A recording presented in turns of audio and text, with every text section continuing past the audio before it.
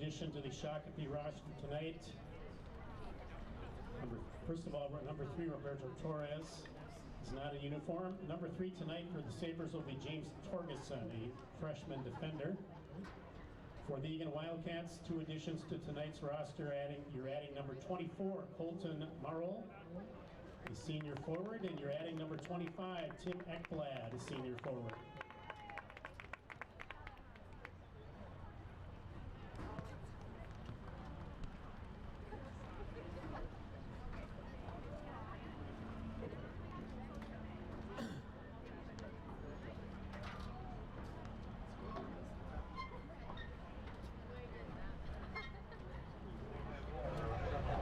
Once again, good evening, ladies and gentlemen. On behalf of Independent School District 196, we welcome you to Eagan High School, to Wildcats Stadium, and tonight's South Suburban Conference boys varsity soccer game between the visiting Sabers from Shakopee High School and your Eagan Wildcats.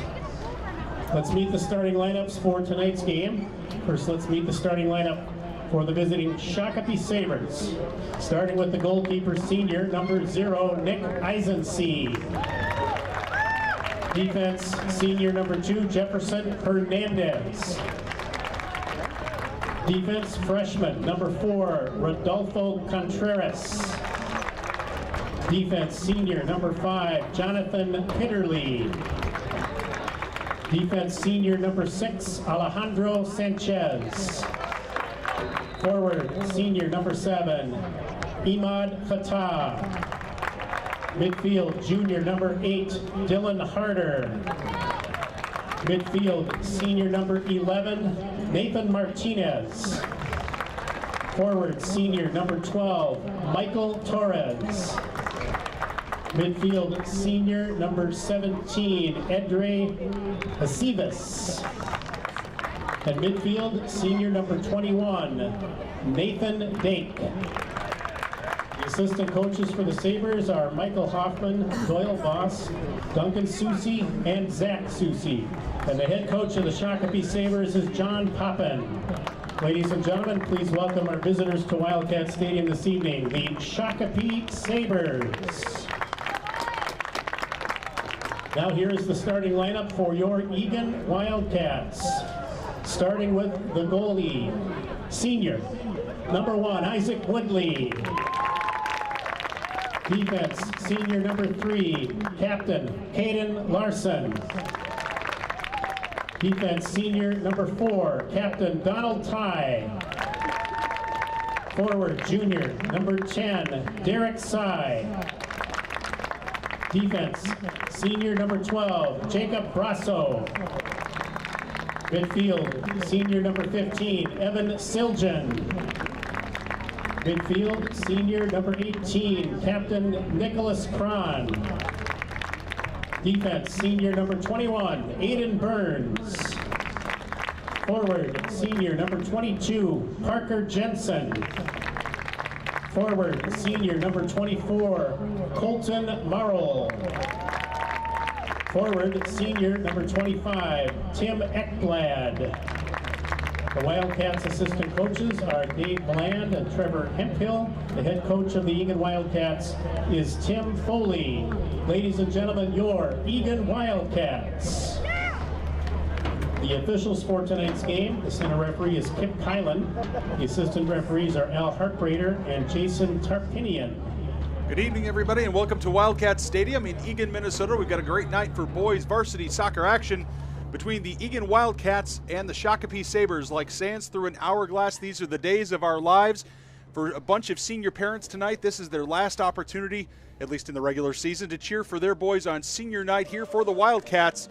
And will be a few misty eyes as they recall heady days of yore when they were just little scamps running around small U9, U10 fields. But tonight, it's varsity soccer action. My name is Nathan Cron. I'm joined, as always, by my broadcast partner, Skip Newton. And Skip, we've got a heck of a game here tonight between two teams at the top half of the South Suburban Conference. Yeah, this is a big one for both teams as they're fighting for playoff seeding. And, of course, you want to end the season on a positive note, playing the best soccer possible. And I think you touched on a really key element to the game potentially, and that's there can be some emotions on senior night, and it might catch the players at a time they don't anticipate. We've got a couple of new players, coming up from JV to make the start on senior night, which I love. I think that's a great way to help these players end their soccer careers. So Colton and Tim starting for the Eagan Wildcats and getting as many seniors into the lineup as you can. Of course, you also want to play a good game and put your best foot forward, so to speak, of course, in soccer. So let's see, how Eagan comes out. Are they going to come out aggressive and continue to play, good quality soccer that we've seen in the last couple of games? Wildcats moving from left to right as senior Evan Siljan punches it into the corner and follows it up. He's going to not earn the throw there. The Wildcats in blue with white numbers moving left to right. Shakopee in white with red trim. And as you said, Skip, a senior-heavy lineup with Tim Ekblad and Colton Marwold standing in the forward positions. And of course, when you get called up like that, there's the extra adrenaline of playing varsity. It's a nice step up. So I would expect nothing but absolute 100% effort from both Colton and Tim up there. That could be interesting if that can generate some pressure for Eagan right away. And Morwell had some varsity time earlier against Minneapolis Southwest here for the Wildcats, and this will be his second. I don't think that Tim Ekblad has had any varsity minutes, but get an opportunity here to play as we'll set the defense for you here. We've got Jensen and Cron at the center back position. You're saying, why is Cron playing center back? Well, A, because he's senior, and they wanted to make room for Ekblad and Marwold up front, but also because Cron started there as a sophomore and played the entire sophomore year at center back. So you've got Caden Larson and Donald Ty at the outside backs. You've got Aiden Burns at the center defensive mid with Jacob Brassow, Derek Sy, and Evan Siljan in the midfield. And again, Marwold and Ekblad up front. We're going to have a foul here on the Wildcats. Foul call on the Wildcats. Free kick for Shakopee. As we indicated, the Wildcats and Sabers right next to each other in the standings. This ball is hoisted forward. Falls nicely there for the Sabers. It's cleared out by Jensen. Looking for Morwell up front. Now it falls for Sy. Sy's got a lot of green grass in front of him. We're going to expect to see Derek Sy a lot more in the midfield as opposed to being a striker, and I'll explain why as the broadcast continues. Larson got burned there. He's going to have to hustle back to get into his shape, and he does. Of course, Derek Sy coming off, probably his best game of the season as Eagan on Monday night beat Burnsville 4-1. Sy a part of every goal, scoring 3 and assisting on the 4th. So just an outstanding individual effort as part of an overall fantastic team game by Eagan in a decisive win. Sy's second hat trick of the year. He had a hat trick against Farmington, where he was in a 3-0 victory. But as you say, Skip, a very effective performance. This shot gets lashed on to net by number 21, Nathan Dake. And Dake is the leading scorer here for the Sabers. He's got 6 goals and 6 assists on the year. So if a player is going to get a goal for the Shakopee Sabers, you imagine Dake would probably be a likely candidate. Goals could be hard to come by for the Wildcats as the Sabers have only yielded 11 goals against this season, and they've recorded 8 shutouts, so a stingy defense should be expected here tonight. It's a bit of a give up by Cron, hoisting that forward, but it falls nicely for Marwold. He's in the penalty area. He sends it over for Ekblad. It's played out. Nice recovery that time by the Sabers. As Caden Larson comes flying in from his outside back position, does commit the foul. I like the aggressiveness, but that ball fell nicely for Marwold, and he had an opportunity to set up Ekblad. They just didn't quite get their timing right, but how glorious would that shot have been? That would have been awesome. It was a great effort by Colton to win that ball and win possession there. I liked, he recognized he was not in a position to take a good shot as he had the ball, under his feet, tried to feed it over to teammate right at the 18, and then how about that burst of speed by Larson? That was fantastic defensively, coming up trying to make the play. So the Wildcats and the Sabers, neither team, especially the Sabers, as you say, Skip, not conceding a lot of goals. The ball gets now played down for Martinez. Martinez, here number 11 for the Sabres, is probably their second leading goal scorer as Martinez lines up his right foot and tests Woodley early. Woodley turns it aside. It will be a corner for the Sabres, but nicely done there by Woodley.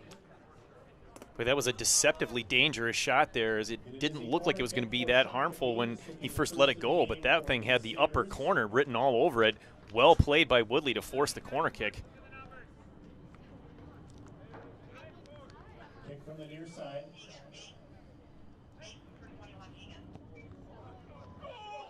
And it's in the net.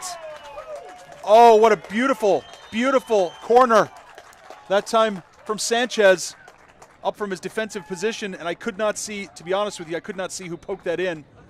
The celebration is on, and the Wildcats are going to be very frustrated that they gave up that early goal here in only 6 minutes into the game. I believe that was leading goal scorer number 21, Nathan Dake, coming in and absolutely timing that ball perfectly. I mean, he was at full speed heading towards the goal, and it was delivered just below head level where he could bend forward and get on top of the ball and head that one in. So unfortunate for the Eagan Wildcats, as the goal gives them an early 1-0 deficit. Had some substitutions after the goal before the kickoff. Frost is in the game. We'll reset the whole lineup here in just a moment.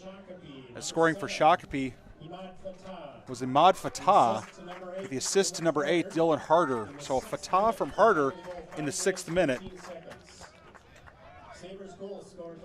To reset your Eagan lineup, you've got Ty and Larson at the outside back positions. You've got Daniel Redland and Alex Newton at the center back positions.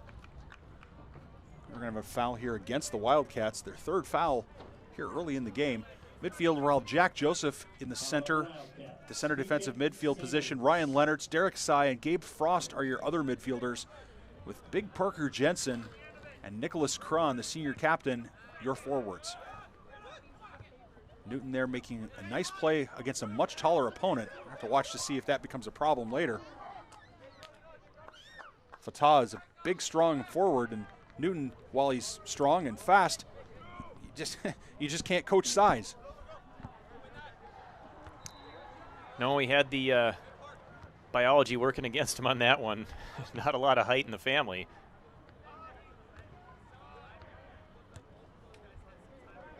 The good news, if there is good news about a goal being scored early, is that there's an opportunity here for the Wildcats to continue to change the game and to come into the game. Still well over 70 minutes of soccer to be played. Frost loses it. You don't see that very often from Frost. Usually he has got such pinpoint ball control there in the middle of the field. But I think he just lost his feet a little bit. Nice play there by Ty to pressure Sanchez Harder on the outside, excuse me.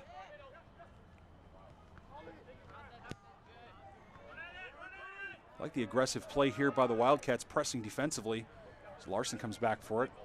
Sends it into touch for safety purposes.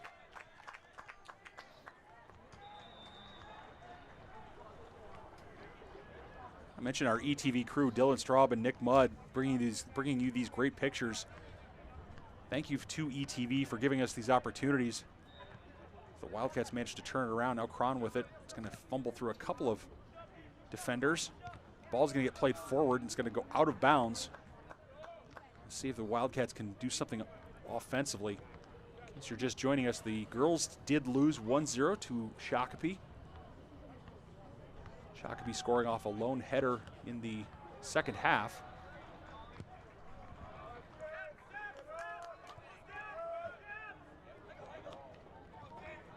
Nicely done there by Newton to turn that ball around with a bigger, stronger player probably behind him. Nicely done by Dake not to foul. Would have been easy there to just run Newton over.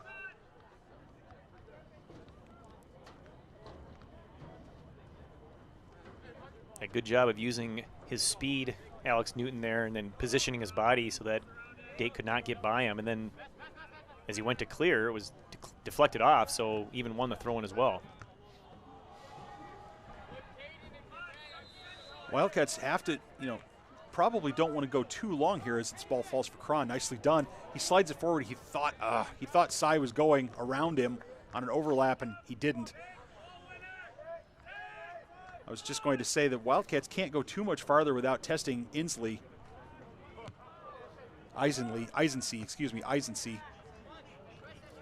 the Shakopee keeper. There's an overlap here by Frost. He's going to have an opportunity. Nicely done. Let's play back to the keeper.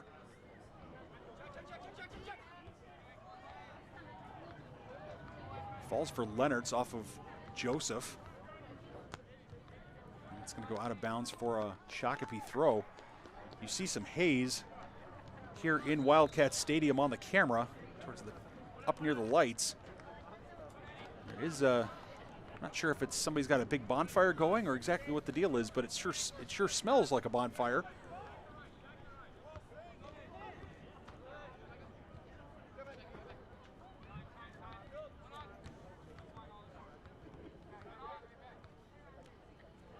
Turnover, steal by Cron. Cron's going to look for Cy. It's taken away from him. Nicely done that time by Shakopee. Shakopee breaks, but Wildcats have 4 defenders back. And Dake could do nothing but send it forward for Fatah. Isaac Woodley, senior keeper, puts it into motion. And on senior night, here's a great opportunity. Oh, what a nice little move by Gabe Frost around the side. What can he do here with it? Oh, it's taken away nicely that time by the Sabers.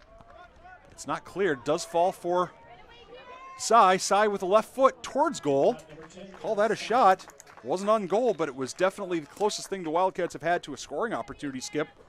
Yeah, I like that. I like the shot, the choice there. He didn't really have an open teammate, and like you said, we want to test the goalkeeper as early as possible, and I think that was a good start to that. I'd like to see, more aggressive actions towards goal. Let's see if we can get a few more shots and get this game evened up.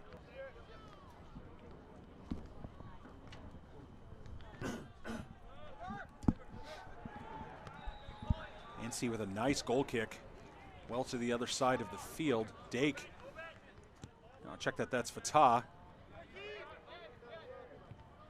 Ty will play it back for Woodley. We'll send it forward.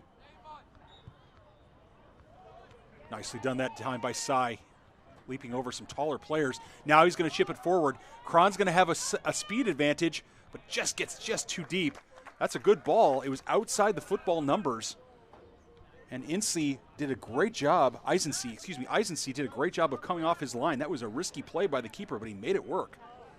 A risky play, but what turned out to be a really smart one is that Nicholas Cron absolutely had that ball won if Eisency did not come off the line. He roared past that outside defender. So there's a speed advantage that the Wildcats need to recognize, is that Nicholas Cron is definitely faster than at least that defender on the far side.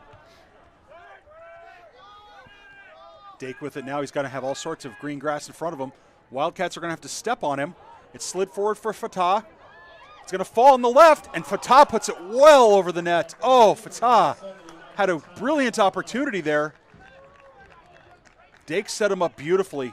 There's no way the Wildcats can allow Nathan Dake to run like that through their own half. He's going to create too many opportunities, and Joseph and Cy have got to lock him down and at least make him slow it up to allow that defense to get back into position. Yeah, the Eagan center backs both stayed back with the breaking Fatah, and what you would have liked to have seen there, if the back line is in sync, is for all of them, if Fatah's going to keep making that run, for all of them to stop and pressure up, because Fatah's just going to run himself into an offsides position. Joseph turns the ball over to Dake. Dake runs right by everybody, and he's using his size and his strength as Redland now turns it around. Joseph again. Joseph's got to be a little smarter with the ball. Oh, nicely done by Dake. It's creative, but again, the Wildcats turn the ball over. Now to Sanchez. Going to put it on goal, or try to put it on goal. Check that. That's Martinez, not Sanchez. Excuse me. Fortunately for the Wildcats, a couple of field goals here for the Sabers, as they're firing them high. The Wildcats just need to settle down a little bit, get some possession, and get it up to their attackers and see if they can't generate some offense.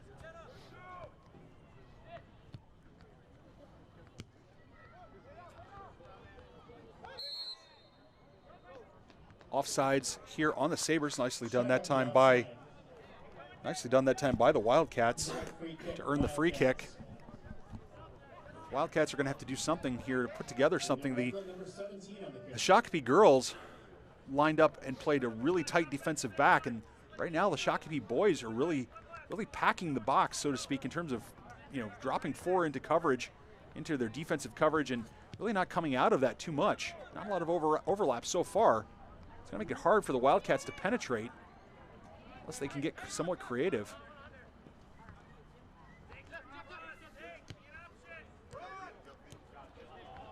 Wildcats just not fast enough there. Lucky that Shakopee turned that ball over.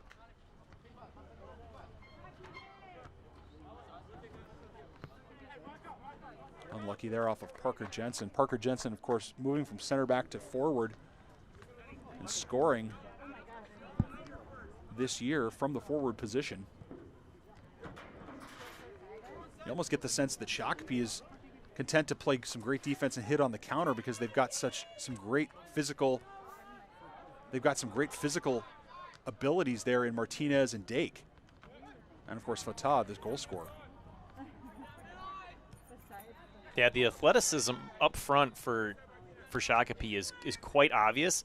It's something that the back line of the Wildcats, they're going to have to be mindful of, and I think they've adjusted already. Would like to see, you know, them counter that, you know, pressure those guys and don't let them get into open space like we saw earlier. Ball crossed in by Leonards, falls for Frost. Frost can't quite get a handle on it.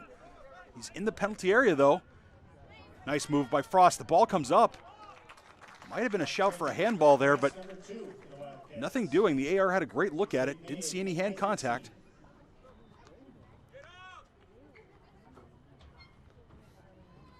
Kind of a bad break there on the deflected ball, goes right to the goalkeeper.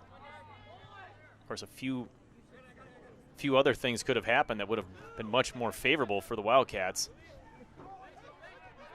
The midfielders have got to get back. I do not understand what's going on here as Torres has all sorts of green grass. Finally Joseph runs him down, but that's not going to be acceptable. That's just not going to be acceptable for these Wildcats. They can't afford to have that happen. As Leonards' pass is intercepted by his own player. There's a lack of concentration, a lack of communication, I should say, there. Yeah, I don't think Cy realized that Frost was on the other side of him. There's a great move. Nice cross, nice attempt. Unlucky bounce there for the Sabers. But right now we're seeing the Eagan midfield get beaten by the Shakopee forwards in midfield, and that's not a trend that's going to be, that's an untenable trend as Dake takes a seat for a well-deserved breather for the Sabers. Yeah, I just assumed he'd take a long extended break to make sure he's really fresh. He can wait until halftime. Exactly. Or even rest up for the sections. Yes. Yes, excellent. Well, of course we kid because he's an excellent player and we would like the Wildcats to be successful tonight. But in any event, the Wildcats have an opportunity to be successful here, but they're going to have to work a little bit harder. Joseph's going to have to be more careful with that ball. Leonards is going to have to be more careful with the ball too as he looks for Joseph and misses him completely. Nice move there in the midfield. I think we're going to have a foul. I'm not sure why Leonards would be upset about that. I mean, he's frustrated, but it's a pretty clear contact. Easy call for the referee. Sabers will have a free kick from about 35 yards out. Dylan Harder, the free kick specialist that put the ball on Fatah's head for the goal, is going to take this. The Wildcats need to do something here to switch the field. Get some extended possession after they defend this ball. Harder with a nice chip, looking for one of his teammates. Doesn't quite fall there, but it was nicely done. Nicely done there by Alex Newton, chasing Fatah into the sideline. Gives them the Wildcats a chance to reset.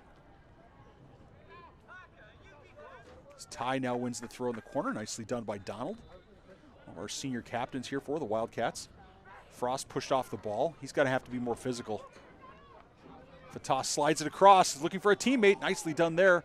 Could not see who came back and covered that. I think it was Redlin. hard to tell sometimes on the far side, especially when the Wildcats are wearing blue and they're in the blue end zone. Yep, that was definitely Daniel Redland. Nice play clearing that out of harm's way. Unfortunately, it goes out for a corner kick. Barely.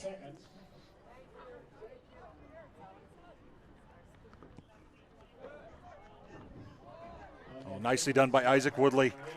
Aggressive off his line, attacking that ball in the air with no regard for his own safety.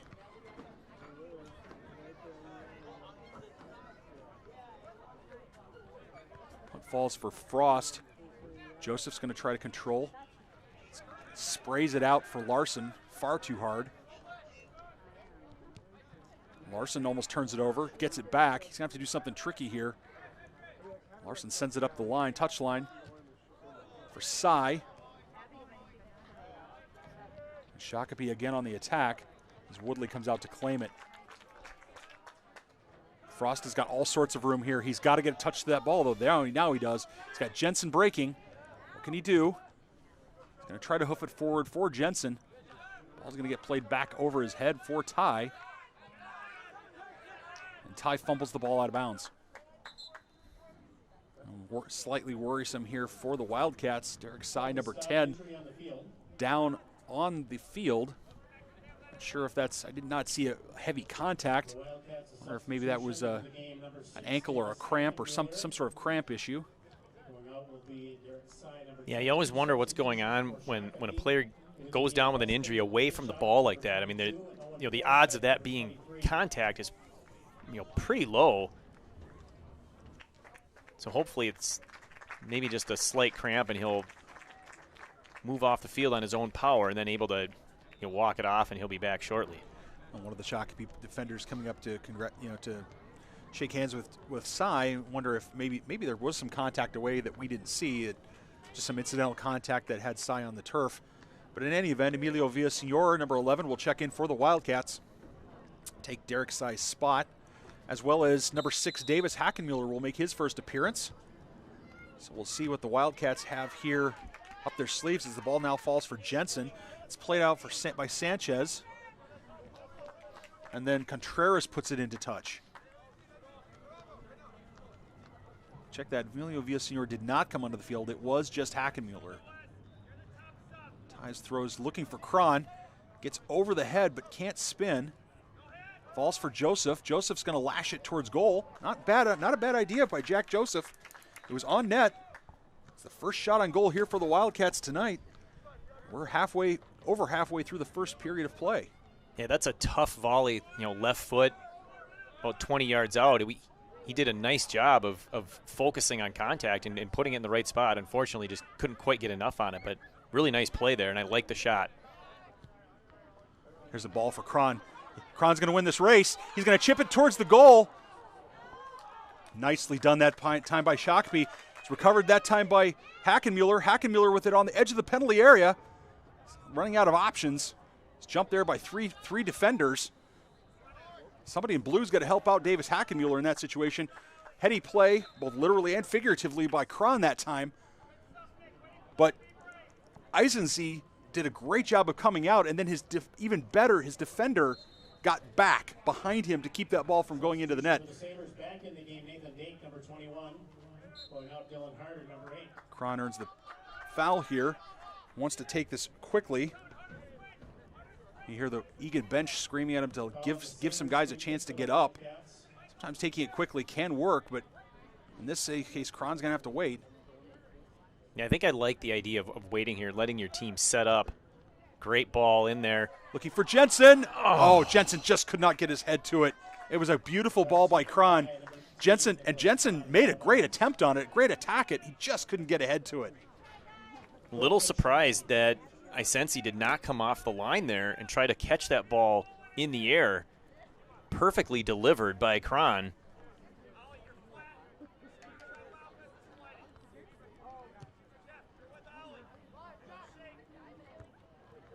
Joseph and Newton have to be more careful there. Someone's going to get hurt as Jensen tries to get this ball down into the corner. Frost gets trucked. I think, the referee's going to call that. That's a good match control foul Not the hardest foul in the world, but Foul called on the Sabers. like to see Newton call off Joseph there so the two of them aren't colliding. Yeah, he had moved up into the position and then I think realized at the last second that his teammate had the ball, so let him have it. That could be the result of, being fairly new, only his 4th varsity game, just haven't played together as much. Another gorgeous Good ball. The ball falls. Egan's got to attack it. Did it get over the end line? It did not, so it's going to be a deep throw for the Wildcats. So there we saw Isensi come off the line, unlike the last free kick, so maybe he realized his mistake before and corrected that here. We have a foul here on Jensen. Egan's 4th foul here of the half.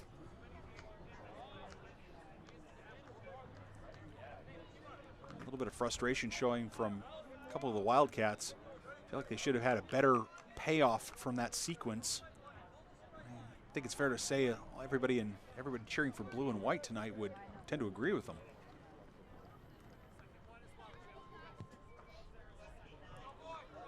Isensi hoofs it forward. Looking for Dake, who is back in. Hackenmuller goes around him nicely. Move. Shoots it over for Kron. Kron making a run. Has an opportunity. Oh, check that. That is not Kron. That was Parker Jensen, number 22 for the Wildcats, making his run. Unlucky that Jensen's ball, unfortunately, couldn't control it, and it did roll off. And they're going to actually get Jensen for a foul there. I'm not sure. That's a curious one. The referee has a better view than we do, but I didn't see a foul there, Skip. I didn't either. I was a little surprised by that call. I think Jensen gets a bad rap. He's a big, strong player, and he's fast, and sometimes I think physics doesn't always work to the benefit of his defenders and those of the players defending him, and so as a result, I think it's sometimes an easy call. What we don't know is whether that push was in the back. So Nathan McKinnon now checking in the midfield. Going up, Michael Torres, number 12, and Imad Fatah, number 7. Opportunity here for the Wildcats to kind of get their shape reset. Ball falls nicely for the Sabers as Kron tries to back heel it. Looking for Jensen on the overlap. Didn't quite come off. Now the ball's going to come back. I'm not sure what Donald Ty is thinking here. Somebody's got to help him out. He turns the ball over, gives it away to Flores. And the ball is still in a very dangerous position, although now we're going to get the ball being out of bounds. Donald Ty has got to have some help. Somebody's got to tell him what to do with the ball. It looked like he was going to go back to Woodley and then thought better of it, like he was called off of going back to Woodley. Well, that's fine and good, but somebody's got to tell him where to go with it. And instead, he gives it to Flores, and there's a scoring opportunity for the Sabers. That's not helpful for the Wildcat cause, Skip. Yeah, Ty was stuck in no man's land there and was starting to feel the pressure. I mean, he knew not one but two Sabres attackers were on the way, so he chose to just turn and fire it downfield. Usually you'd have a midfielder in position there to retrieve that, but not in this case. Oh, Leonard's ball in for Jensen. Nice ball in, just didn't quite come off. So Michael Johnson has now also checked in as Hackenmuller tries to swim over the Shakopee player. Advantage played by the referee. Nicely done. Ball gets played in. Shakopee player dumped, no call. Just good hard soccer. Leonard's, reset your midfield now. We've got McKinnon, Leonard's, Johnson, and Hackenmuller in your midfield. So two juniors and two sophomores. Parker Jensen took a hit. I think he was kicking at a ball, and I think a Shakopee player was probably also kicking at the same ball, and I think Parker's leg ended up on the wrong end of the foot of the Shakopee player. Yeah, the Shakopee player was definitely playing the ball, and he made contact with the ball, but I think the aftermath of that play is what resulted in the Jensen injury. Hopefully not too bad, but he's definitely feeling it as he went down right away. We're going to see some substitutions here for the Wildcats, and we're going to wait till Jensen's off the field and see who they actually put in. Looks like Ekblad might come back in, but I don't want to pre-call it. Yeah, Ekblad will make his return. Shakopee 8-5-1 on the season. Wildcats 7-6-2. So Wildcats right behind Shakopee in the standings. If Wildcats win and Shakopee were to lose, they would take over 4th place in the conference. Which would be a nice plum to put on their resume for section seeding. The last 4 games for Shakopee, they've only scored 1 goal in the last 4 games. They have a 0-0 draw, 2 1-0 losses to Rosemount and Lakeville North, and they beat Farmington 1-0. So in the last 4 games, they've not scored too many goals. Gotten on the board early here tonight, and that's excellent for them. Ball falls now for Ekblad. Let's see what Tim's got up his sleeve. Brasso was making an overlap. That's just lack of communication, unfortunate there. I liked the patience by Ekblad there, waiting for an open teammate. And he made the right decision. I mean, we had the run coming in from behind. The pass just a titch behind him, and unfortunately, from that distance and that speed, it's got to be pretty precise, or it's going to be really hard to control. Shakopee caught in offsides. Redland nicely done to get them caught offsides. Puts it forward, finds Hackenmuller on the side. And Hackenmuller is going to, it's going to be a Shakopee throw. I think that's a little surprised Hackenmuller on the far side. Wildcats still looking for some quality scoring chances here with just under 12 minutes here in the first half. Goal by Fatah from Harder. The difference here for the Shakopee Sabers. There needs to be a little more urgency here defensively for the Wildcats, and you saw that there. Ball's going to come over the top. Nicely played by Newton. Aiden Burns is coming at outside back. Nice tackle by Newton. He's going to keep following it up, as he should. Johnson's going to have to come back and try to help out as Brasso tries to push off the offensive player. That's a that's a two-handed shove, something similar to what we saw in the girls' game. Apparently that must be standard operating procedure at Shakopee High School in the soccer program, because that's a very, we saw that several times in the girls' game. Hard tackle, hard challenge out there on Hackenmuller. Hackenmuller goes down. We're going to see if Hackenmuller is going to be able to continue playing, and he is. Burns is going to try to hoof this forward for Cron. It's going to roll off Cron. I think it's going to go for a goal kick. Goal kick, Sabers.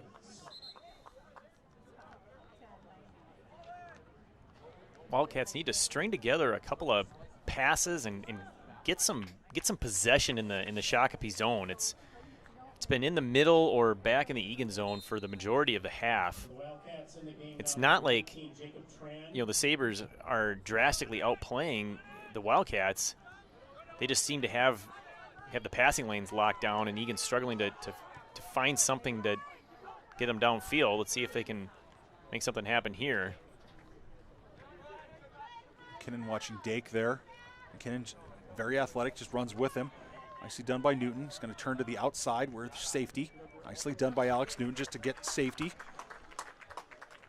And I think you're right, Skip. Wildcats not stringing together a lot of offensive passes. Injury to Sai certainly doesn't help. Hopefully we see him here either soon here in this half or certainly early in the second half.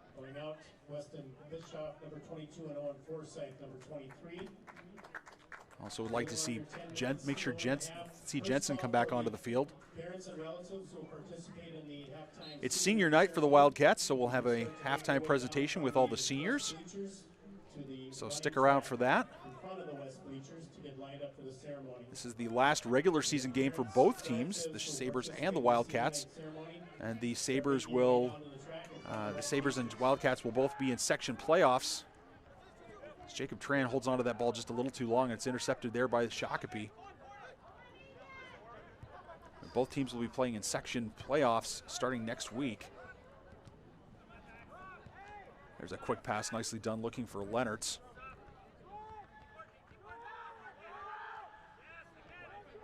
Nice tackles there by Shakopee. Dake with two-handed shove that goes unpunished. I think he probably has some of the same challenges Parker Jensen does. When you're big and strong and tall, you're sometimes going to get fouls called on you that you You wouldn't normally think it would be fouls, but it's just the way it is.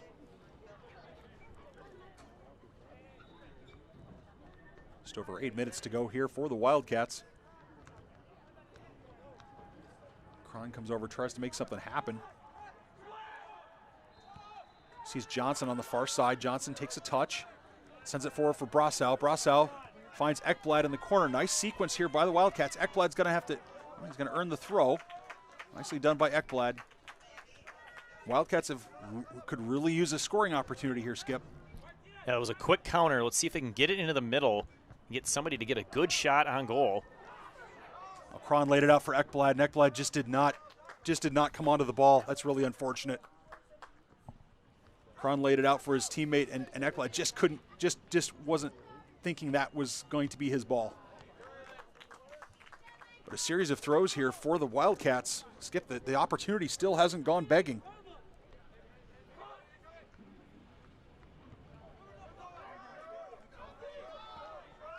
But one of the defenders is going to have to step up on Dake. They're going to have to do something to slow him up. Now it's 2-on-2 coming the other way.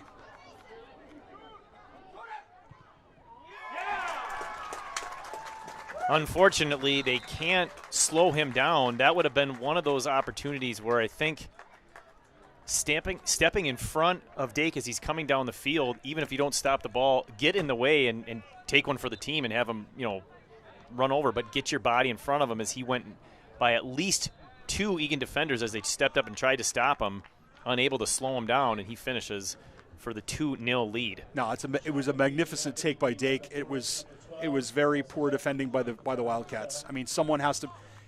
It's varsity soccer. Someone's going to have to put a body on him. That's all that is left. That's all that's left. He's too fast. He's going to run by you. You can't keep up with him, or you're not going to catch him necessarily. But you've got to put a body on him, and you've got to make him run through you, or you have to take him off. And that's just the way it's going to have to be. It was an unfortunate start to that break as the ball got cleared out, and he was, nobody within 20 yards of him, say it all day to set that up and get his momentum going in the right direction. And there were only 3 Eagan defenders back. Of course, they were also trying to be mindful of the other Shakopee attackers. It was not a good situation. Unfortunately, one of the defenders that stepped up just could not get a foot on the ball or get a body on him like you suggested. Number 4, Rodolfo Contreras in the 33rd minute. Time of the goal is 32 minutes, 55 Cron there seconds. hassling the Shakopee defense. Situation is if there's Peyton Jensen got caught flat-footed, unlucky that time. As Siljan is going to battle there. I checked that's Cron. Cron tries to hoof it forward for Jensen. Does. Jensen out to Johnson. Johnson has an opportunity. Sends it towards goal. Ball still in, amazingly. Shakopee scrambles it to safety. In situations where so many Wildcats are so far forward, one of those defenders is going to have to come out and play that middle of the field. Right now, Dake, for instance, there's nobody on him. Yeah, it's setting up just like before, and here we go. It absolutely is. Here we go again. Nicely done by Newton to slow things down. Danger still not completely out of the question here for the Wildcats. So the difference there is Newton was able to get his body between the attacker and the goal and stop momentum, and he delayed him enough for the rest of the Wildcats to recover. So nice job defensively. Jensen's back in the game. Forgive me, viewers. I missed that Parker Jensen is back in the game, playing next to his brother Peyton Jensen. Second call. We need all the parents and relatives participating in the senior night ceremony. At this time, you need to move down to the track from the west bleachers to get lined up. Skip, at this point, the Wildcats, they haven't had enough offensive pressure. Defensively, a corner and a breakaway, and it's not as that they've played poorly on the defensive side either necessarily, but they're going to have to dial it up if they're going to try to do something here to get back in the game. Brassau with it's going to use a little bit of an arm there. Finds Cron. Cron's going to put it towards goal. A little bit aspirational. Shakopee, shot Nicholas Cron, number 18.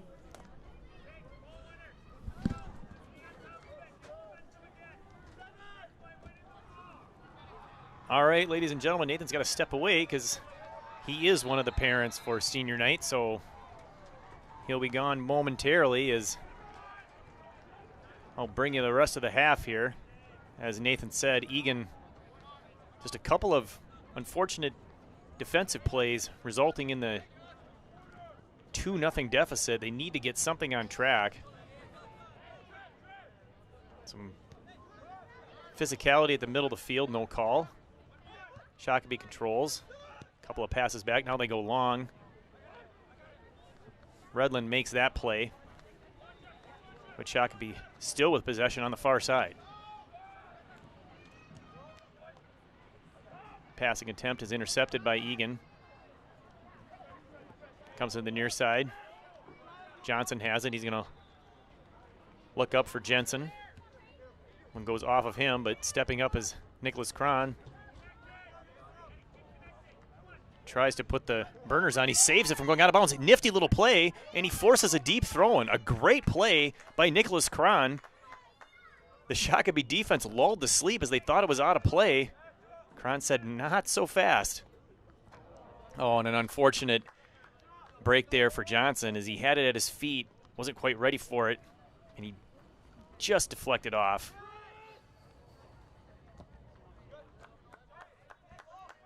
Shakopee returns the favor with an unfortunate touch. Now another deep throw here by Brassow. We've got 2.5 minutes to go in the half. Number 8, going out to Tran, number 19.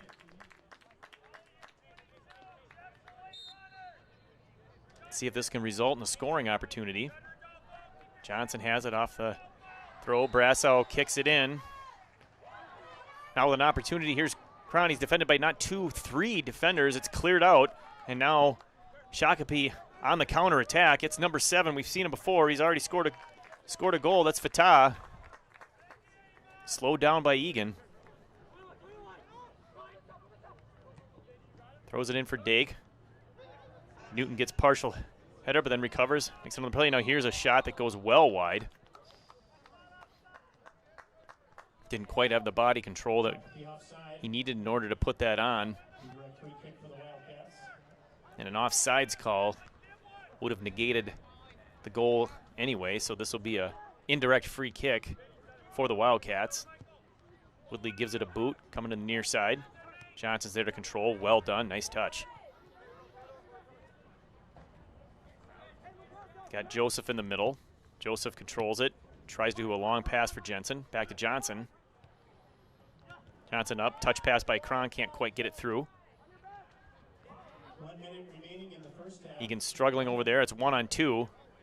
Shakopee controls. Egan trying to get it back for a late charge, but here comes the Sabers. Newton back on that through ball. He's going to play it back to Woodley. Smartly. Nicely done. Woodley takes a touch just to make sure, and he's going to go deep. There's Dake with the header. We're down to the final 35 seconds of the half.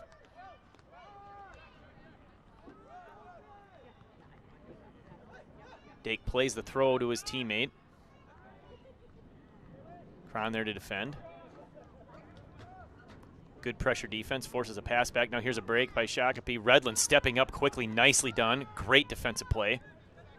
Unfortunately, Eagan runs into each other there at the middle of the field. We're down to the final 10 seconds.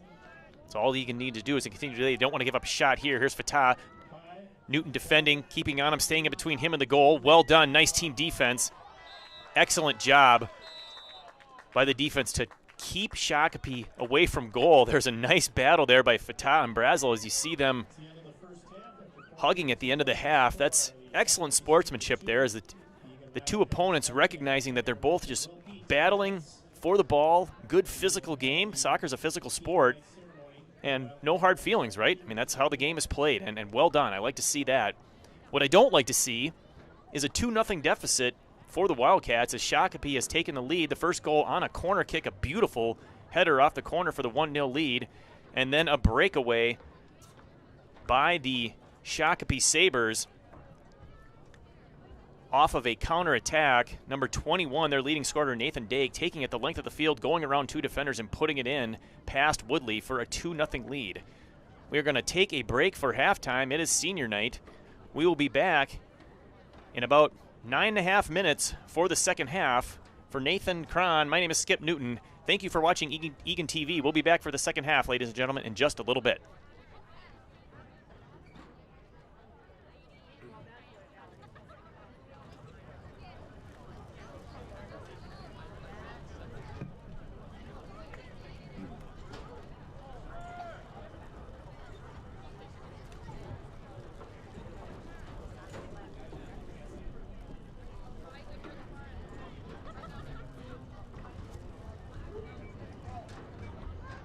Welcome to Wildcat Stadium and senior night honoring the class of 2022 boys soccer players, managers, and their families. Tonight we honor 13 very special seniors, 10 players, and 3 student managers for their dedication, leadership, and contributions to Eagan High School and the Wildcats boys soccer program. We take this opportunity to recognize their hard work and wish them a happy and memorable senior year. We would also like to thank our Wildcat parents and families. You have played an important role in our high school community. The support of your son's efforts in the classroom and on the field has made everyone's experience richer. Your gifts of time, talent, and enthusiasm make our high school and community a better place. Now let's meet our seniors. We'll start with the players in numerical order. And we start with number 1, Isaac Woodley. His parents are Janelle and Jake Woodley. Isaac's favorite high school soccer memory is being introduced at the first home game. His plans after high school are to attend a 4-year university. Number 1, Isaac Woodley. Number 3, Captain Caden Larson. His parents, Julie and Kelvin Larson. His favorite high school soccer memory, playing against Rosemont under the lights with a rowdy fan base, which made it an intense and exciting game to play in. His plans after high school are to attend a 4-year college and get a business degree. Number 3, Captain Caden Larson. Number 4, Captain Donald Tai. His aunt, Tram Huang, grandmother Ba Tai, and grandfather Yem Nguyen. His favorite soccer memory is playing against Rosemont this year in front of a large home crowd. His plans after high school are to go to a 4-year university out of state to pursue a business major. Number 4, Captain Donald Tai. Number 12, Jacob Brasso. His parents are Jonathan and Sindai Brasso. His favorite high school soccer memory, the pasta feeds and hanging out with the team. His plans after high school, go to a 4-year college for a degree in mechanical engineering. Number 12, Jacob Brasso. Number 15, Evan Siljan. His parents, Paul and Karen Siljan. His favorite high school soccer memory is defeating Rosemont at home this year. His plans after high school are to attend college. Number 15, Evan Siljan. Number 18, Captain Nicholas Cron. His parents are Christine and Nathan Cron. His favorite high school soccer memory was scoring his first varsity goal against Shakopee his junior year after playing defense his entire sophomore year. His plans after high school are to attend college and study business with the hopes to play soccer. Number 18, Captain Nicholas Cron. Number 21, Aiden Burns. His parents, Jenny Lee and Sean Burns. His favorite high school soccer memory, the Rosemont game that we won 2-1. Plans after high school are to attend college. He is not sure where yet. Number 21, Aiden Burns. Number 24, Colton Marrell. His parents, Lynn Marrell and Mike Marrell. His favorite high school soccer memory, playing on the 10th grade squad as a freshman. His plans after high school, he plans to take a gap year and then attend college. Number 24, Colton Marrell. Number 22, Parker Jensen. His parents, Matt and Kenna Jensen. His favorite high school soccer memory, bus rides and jokes with Coach Blandy are his favorite memories of soccer in high school. His plans after high school, go to college in a southern state. Number 22, Parker Jensen. And number 25, Tim Ekblad. His parents, Sylvia and Bill Ekblad. His favorite soccer memory, being able to play on a team in Germany. His plans after high school: get into a large college and major in some sort of environmental science. Number 25, Tim Ekblad. Those are our senior players. Let's meet our senior student managers. First is Allie Dahl. Her parents, Brian and Julie Dahl. Favorite high school soccer memory: being part of the team and meeting new people. Her plans after high school: attend a four-year college either in Florida or Iowa and study something in real estate. Student manager Allie Dahl. Student manager Abby McAvoy. Parents Jim and Mary McAvoy. Her favorite high school soccer memory: getting to know the players and bus rides with the team. Plans after high school are to attend a four-year college and get a business degree. Student manager Abby McAvoy. Student manager Natalie Wood. Her favorite high school soccer memory: the pasta feeds and running the manager Twitter account. Her plans after high school: she says, I will be moving to Arizona with my family and attending Arizona State University, where I will study marketing and teach yoga. Student manager Natalie Wood. As our seniors and their families continue the journey towards graduation next June, let's thank them all with a round of applause for the contributions they have made to Eagan High School and to the Eagan Wildcats boys soccer program. Good luck, seniors, in all your future endeavors. Congratulations to the Eagan Wildcats boys soccer class of 2022. You have so much to be proud of. Fans, thank you all for helping us celebrate this very special night.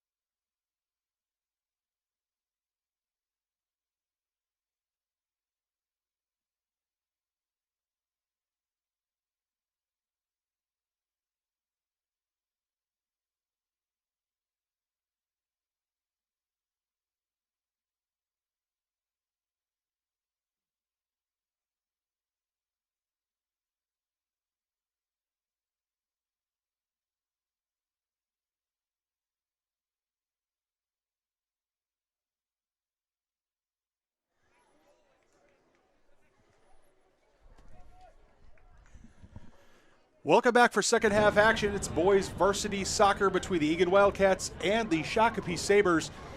Shakopee doing the business here in the first period on senior night here for the Wildcats, getting 2 goals, one from Fatah, the other from, I'm blanking. Nathan Dake. Dake, thank you.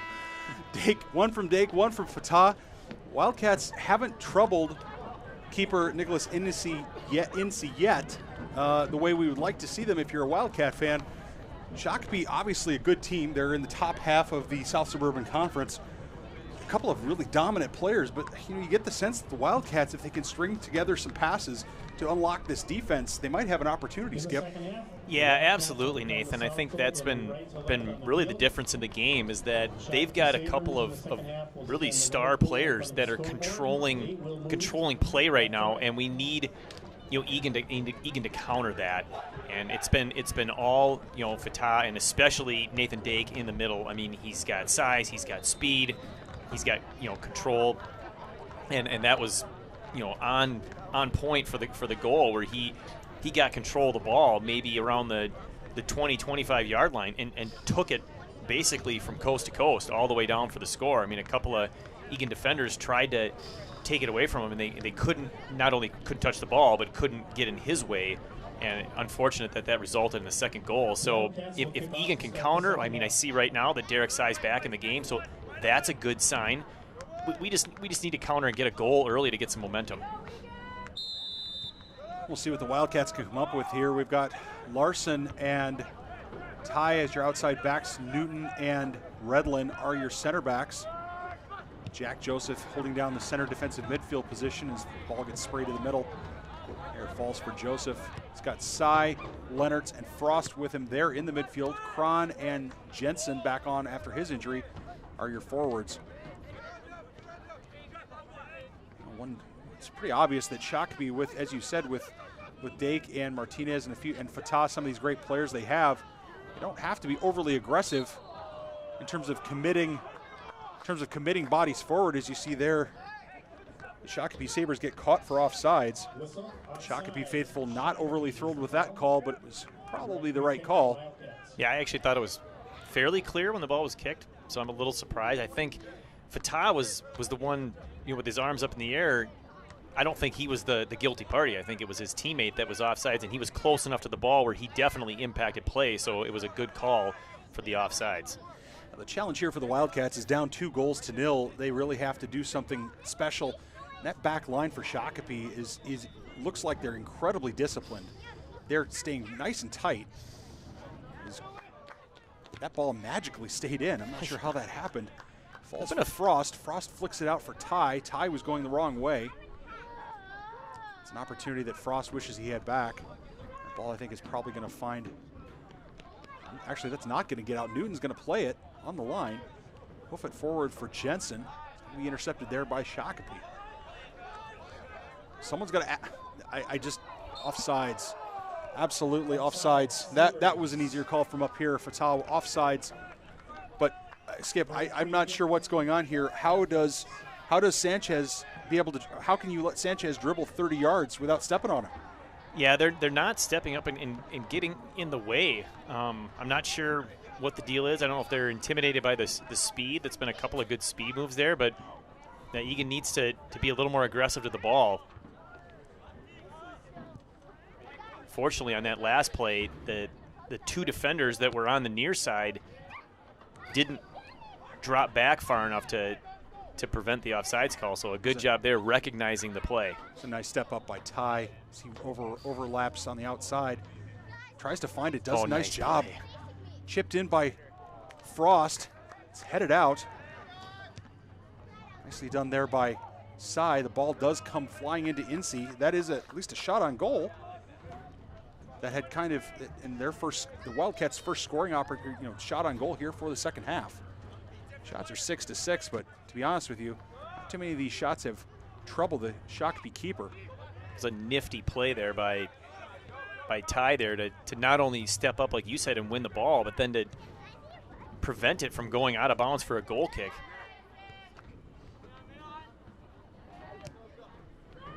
Joseph hoofs it forward for Kron. Kron's got a step on the defender, comes around, Incy comes out. He's going to fumble that ball. That's going to go out for a corner. Nicely done that time by Kron. It was a good ball by Joseph.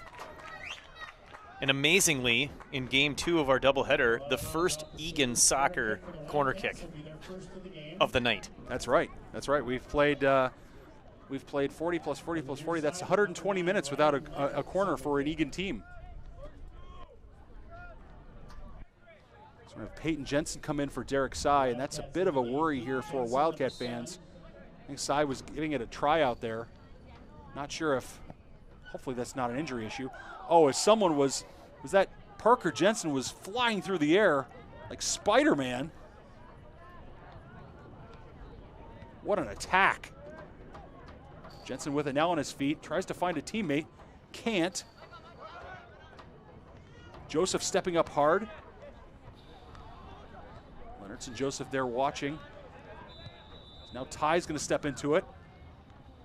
Ball's going to come off of Leonardson. Unlucky there, but major kudos to Parker Jensen. He came flying through that pack of players looking for that ball. Yeah, instead of Parker Jensen, he looked like Peter Parker. That's right. Peter Parker's alter ego. I love how, by the way, the defensive players are starting to be more aggressive and pressuring up and trying to keep the ball down there. You know, you're down 2-0. You know, there's no harm in being aggressive. I mean, yeah, you're opening yourself up to a counterattack, but, you know, salvaging a 2-0 loss does nothing in the standings. So be aggressive, and you have to try to score a goal and change things up. I mean, what you were doing in the first half didn't work. We didn't get very many good scoring opportunities. So let's see if they can generate some just by, you know, a little bit of out hustle. Torres sends it wide of Woodley's net. Exactly the best effort there by Torres. I'm sure he'd want that back. He had all sorts of time. Leonardson was just not back in time to take away that shot. Unfortunately, when you're down 2 goals, you just have to be faster. You have to be faster on defense. You have to be faster in the attack. Wildcats are going to have to keep this up for the next 40 minutes. Larson's going to chip it forward, looking for Jensen. Headed there in the middle by Shakopee. And one of the things that Shakopee is doing very well is flicking the ball on and flicking the ball towards their teammates. And we're going to have an offsides call there. Another offsides call. That one looked pretty obvious as well, as Fatah was offsides. Check that that's not Fatah. But that one looked pretty obvious to me as well. Yeah, you hear a lot of complaints by the Shakopee faithful. I think they need to understand what the offsides rule actually is, because they're missing some complaining about some obvious calls. Probably have to talk to the referees there. And Shakopee, nice play by Dake. He's going to dribble around everybody. He's going to put it across the net, and no one's there. No one can eat the lunch that he provided. Martinez around. Larson's going to use his shoulder. He's going to kick the ball at Woodley. Surprised that, I think that you'd want to blow a whistle there if you're the referee, because the goalkeeper did get kicked. Yeah. I thought he got kicked. I thought so too. I was actually a little surprised as well. I thought that for sure that would draw a whistle. No harm certainly by Martinez. I don't think he's trying to hurt Woodley, but I think you have to blow the whistle. And definitely needs to be some education here for the Shakopee faithful in terms of the offside rule, but you know, we all have our things we have to work on. Cron with it in the middle is going to try to hoof it forward. He is. What a nice ball spread out. Oh, Parker Jensen just couldn't run onto it. Oh, how unlucky is that? The ball had some curve on it. Ty gets it down. That was a nice throws recovery it forward. there. Yeah, it was a nice recovery. Ty then sprays it down the field, and Shakopee takes possession. Played out lazily there by Torres. Wildcats, Skip, you get the sense that the Wildcats, if they put together 5 or 6 passes in the attacking half, they might be okay. Cron chips it forward, looking for Jensen. Cron's been moved to the midfield, Skip, and I think that's definitely a response to the fact that Dake and Fatah were running rampant in the first half. Cron's got it on his foot, tries to slide it across for Peyton Jensen. Doesn't quite come off. Joseph's going to throw that ball out of bounds. Like to see Joseph put that back in the mixer when he's got players forward.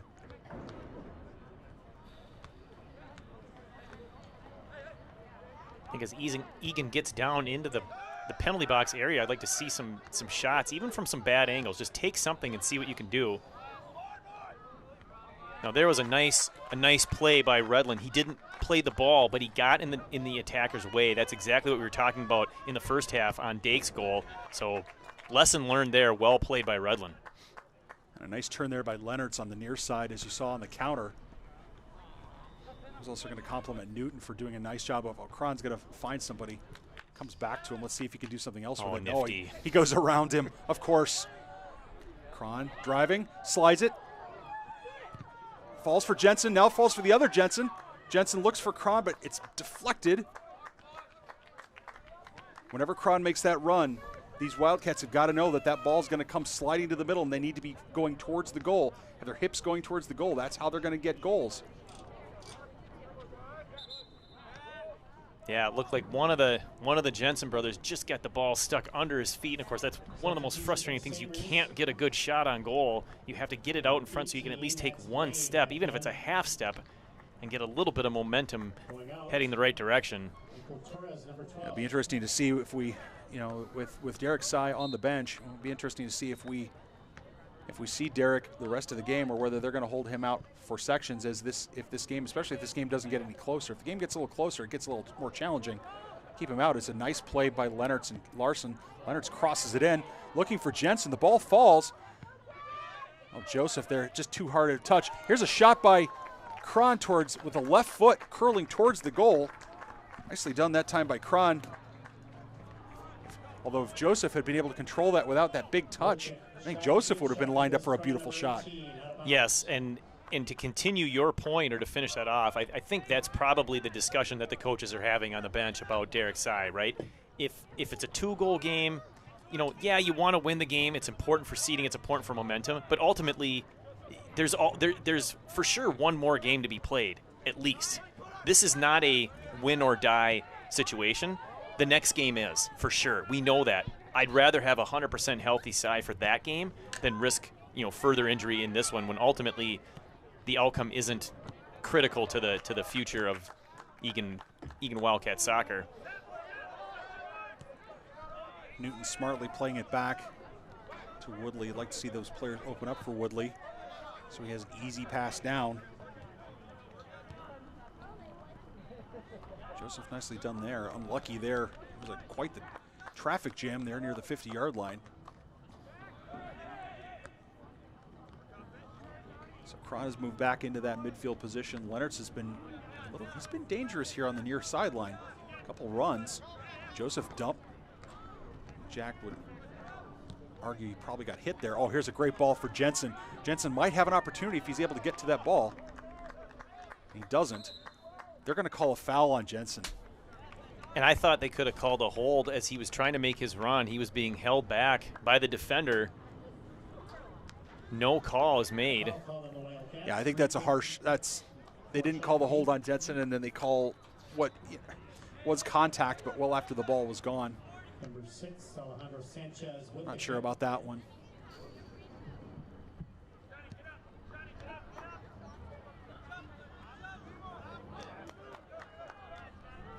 Nicely done, delaying and deking to the outside.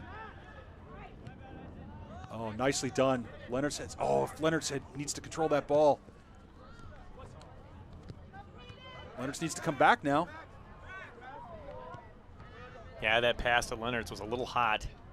Tough first touch there. The reason I say he needs to control that, Skip, is honestly this year I've seen him control a lot of balls like that. He's a skilled player, and he's also coming back from injury. He did miss about 2 weeks of the season with a lower body injury, and that's never helpful. But one of the junior captains will be one of the senior captains next year, certainly for these Wildcats. As Cron gets called for the foul, but unlucky there. See if Shakopee wants to take this quickly, and coach telling him, nope, we're not taking this quickly because we're going to burn another 15 or 20 seconds. Get on the kick, Alejandro Sanchez, number 6.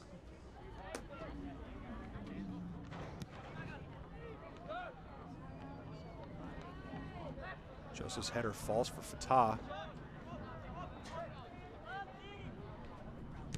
Pressured there by Frost.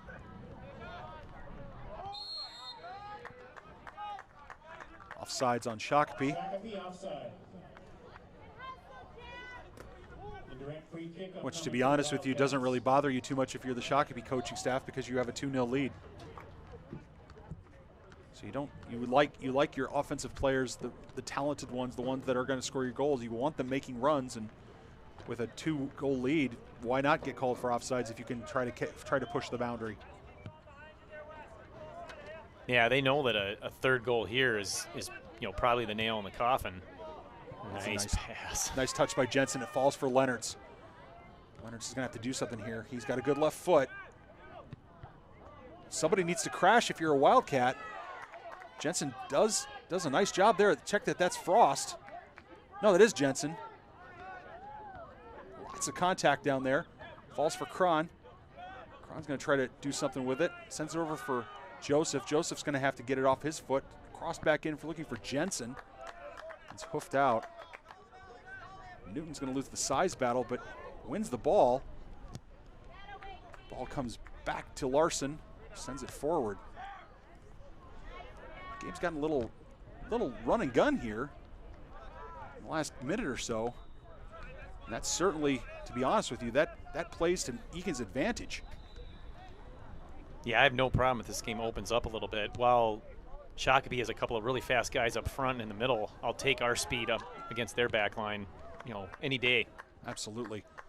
Kron and Jensen have both shown they can run by the back line. They just have to connect and get a ball that they can do something with. I'd like to see Redlands continue that step. Nicely done by Joseph. Overlapping run here by Larson. Larson is going to have it poked away from him. Had Jensen in front of him.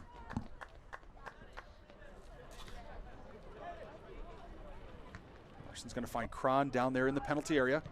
Left foot's going to come across the box. No one there. Jensen now crashes. I think that's going to go out for a goal kick. Sabers. Boy, as Kron starts to work that ball down towards the goal line, his teammates need to recognize he doesn't have a whole lot of options. His one option is to try and go to goal and somehow tuck it in between the near post and the goalkeeper, which is really borderline impossible to do it at this level. I mean, the goalkeepers are too good. They're going to hug that post.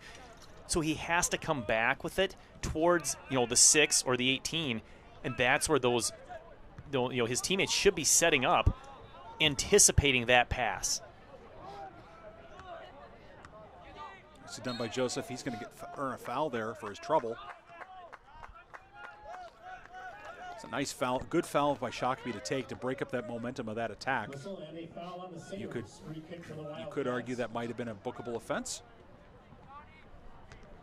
Not because of necessarily the force of the foul, but because it broke up a promising attack. Ball gets hoofed forward by Ty. Falls for Joseph. Joseph out for Larson. Larson just too lazy with that pass. It's intercepted. Yeah, that one was anticipated well by the defense and then fortunately turned back over. Oh, okay. The Wildcats and the Sabers are substituting. See Joseph withdrawn. Nate McKinnon's going to come in and play in the midfield. McKinnon started this year as an outside back. He's moved into the infield, midfield. Going out number 7, Iman Fatah. McKinnon wasting no time getting involved.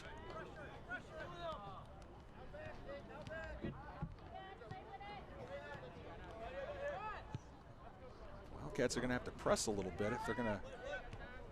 Shakopee's going to play that in their defensive half. Ball gets sent up for Ty. Nice play by Ty there. And it's fumbled off the foot of, I believe that's Frost. Just way too many times the Wildcats skipper just turning over the ball to the Shakopee Sabers, just turning it over and either playing it to them or losing the handle on it. And the pass is coming in too hot. The touch isn't good. Just not quite enough quality. And I think they're costing themselves some chances. Sabers. Back in Nathan Martinez, number 11. And Andre Estevas, number 17, going off. Weston Bischoff, number 22. Opportunity right now for the Sabers also to take some of their top attacking talent and give them a rest as they head into sections to make sure that they're fresh and healthy. for their section games. Wildcats really need to get a goal here in the next few minutes. Otherwise, it's going to be quite the tall order for them to claw back into this. Nice play there by Frost. Unlucky not to take possession of it.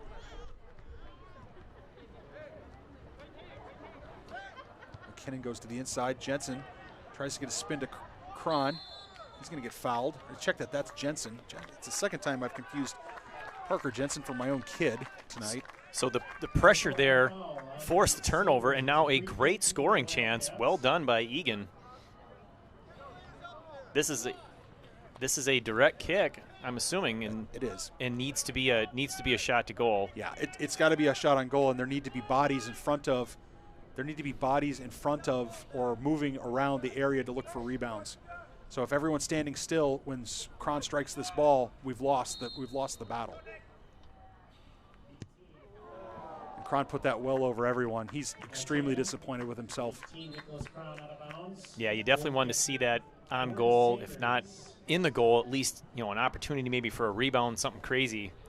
His hips were too far back. He was too much under the ball and scooped it.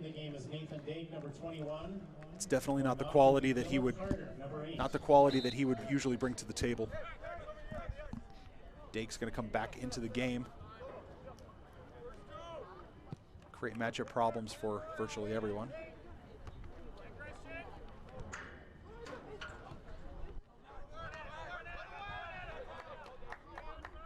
It's a 3-on-3 down deep.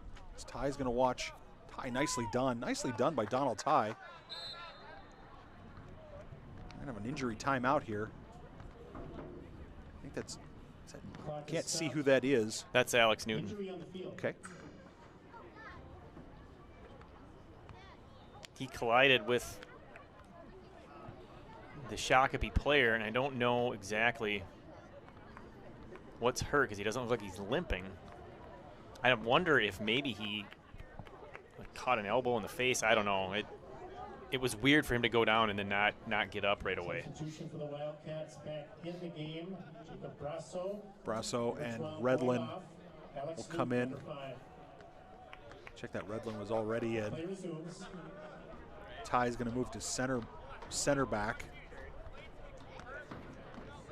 Not sure the Wildcats understand what's going on here. The referee engineered a restart and wasn't supposed to do that, and then of course Shakopee takes advantage by putting the ball all the way down in the corner instead of playing it back to the keeper. So that was weird all around.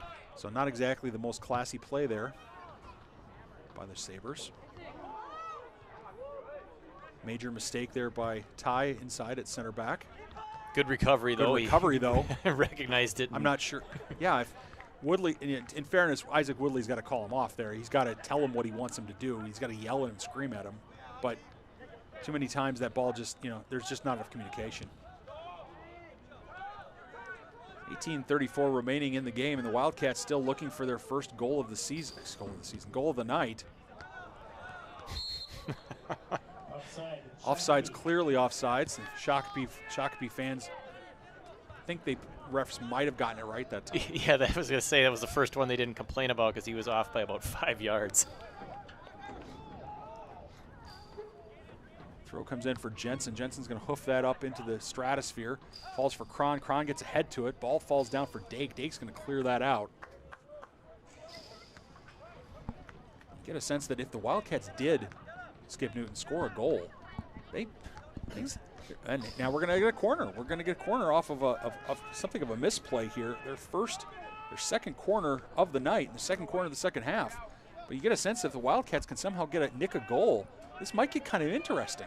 Yeah, and I would like to see all of the Wildcats move up even more. There's no Shakopee person that's not in the box right now. Off the corner kick, the ball out of bounds. That's just not enough. Pardon me, Skip. That's just not enough quality. Out of bounds, goal kick, Shakopee. Can't waste corners by sending them into the football goalposts. Yeah, definite missed opportunity there. A couple of set pieces, and both times Eagan can't even generate a shot on goal. They're struggling tonight with some of the finer points of, you know, the technical stuff is letting him down a little bit on occasion. Here's a nice ball inside, though. Jensen's making the run. Nicely done by Peyton Jensen to avoid the keeper. Nice flick on by Cron. Hey, you get a sense that if it's going to be a goal, it's going to come from open play, because the last two set piece plays for the Wildcats have really resulted in a lack of quality. Frost with it now. And try to slide it to Cron. Needed to slide it a little harder. Ryan Leonards is going to come back and try to claim that. Dake's going to go on one of his wanders and is going to send that forward. Looking for one of his teammates. Ty's going to take that ball and send it towards the touchline. It's going to go out. Eagan High School Boys and Girls Soccer Booster Clubs would like to thank the following for their contributions for our soccer program. The Platinum sponsors: Eagan Arms Public House, Eagan Hockey Association, Wave Soccer Club, Elite Feed Training, Minnesota Orthodontics, and Summit Orthopedics. Our Platinum sponsors. Thank you to our Platinum sponsors. Also want to thank our gold sponsors: Birchwood Dental, Rami Cormont at Coldwell Banker, Divine Salon, Dunn Brothers Coffee, John and Melanie Willie at Edina Realty, North Oaks Blast Soccer Club, and the Urgency Room. Donald Ty there watching the Sabers as they move through the area. It's an opportunity now for Leonards. Doesn't have as much time because Dake was on his way over. There's a ball played forward for Jensen. Smartly that time, Shakopee, again with a 2-goal lead, can afford to just play that ball into touch. Caden Larson has another 10 or 15 yards of space he can take if he wants it. Leonards is going to be withdrawn, and Hackenmuller is going to come on. We're also going to see Jacob Tran and Michael Johnson. Two substitutions for the Sabers. Back in Michael Torres, number 12. Falls for Jensen. Jensen looks for Tran, and Tran has it intercepted. Larson flicks it towards the midfield, but goes wild. Woodley smartly coming out to claim it. His defender was struggling. His defender was also having his jersey pulled from behind, I noticed. Ah, that might be why. Ball down in the corner for Brassau. Brassau's going to send it into Jensen. Jensen just didn't quite step fast enough. Oh, shoot. That's an easy one. That's a foul against Brassau. Just two players colliding, nothing in that. Shakopee looking for a card, obviously not understanding the rules of soccer. I should say the fans, not the bench. Two players collide. Wasn't anything in that from Jacob Brassau.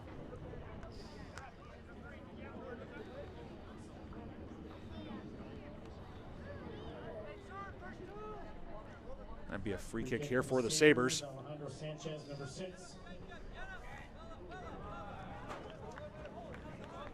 A little bit of a pinball action over there off the two heads.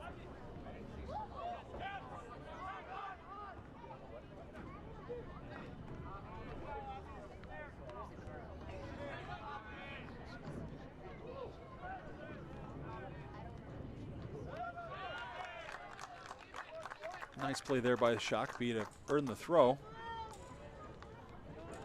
Inside 14 minutes now in the game with a 2-goal lead to Shakopee. You get a sense that they might just be able to put this thing on cruise control the rest of the time. The Wildcats just have not been able to threaten the Shakopee keeper here in the second half, despite a couple of opportunities.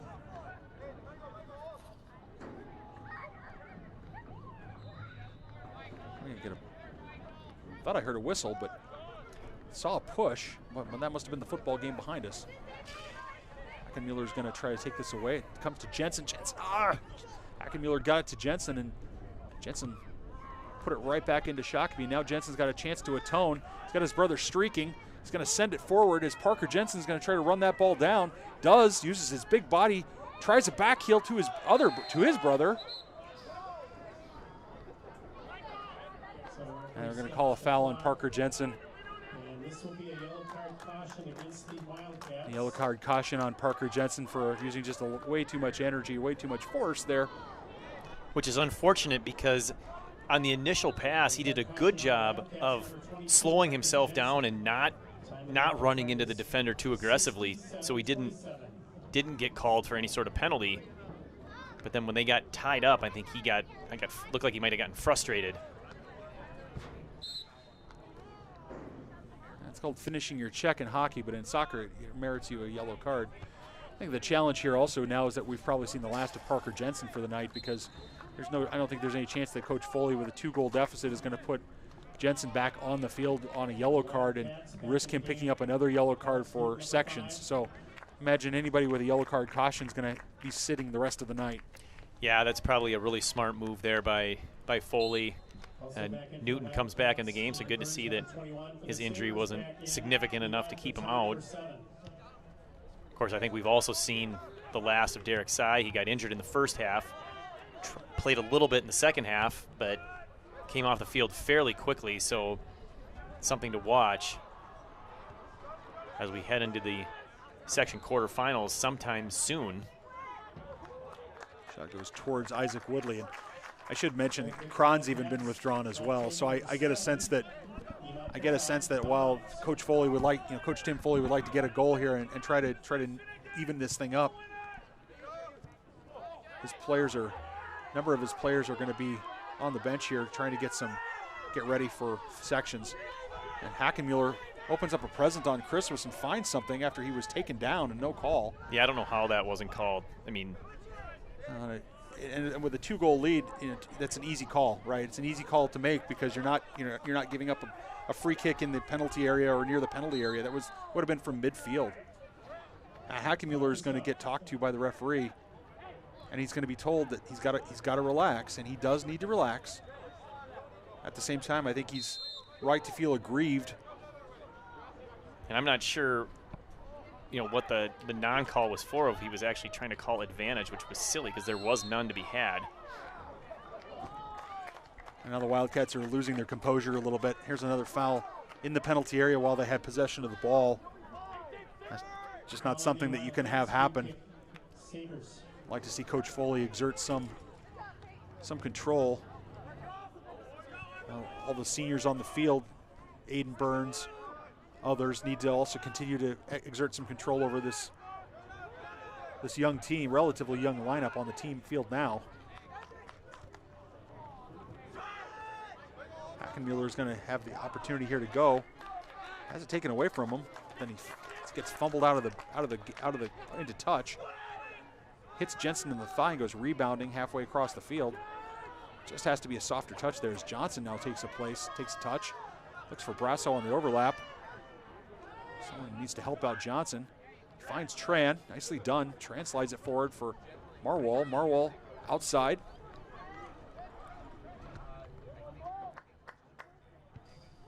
Shot towards goal. Not a great angle, but a shot towards goal. That's definitely what you want to see. Yes, exactly. It's been a while. Finally had to force a save by Isensi. I would have preferred to see that the Eagan defense not let that one hit the ground. That's an easy call there on Dake for pushing Newton into the turf. And again, with a 2-0 lead, it's an easier call to make. Woodley comes out and sends that forward. Wildcats, to their credit, have not given up completely here. They're still battling hard.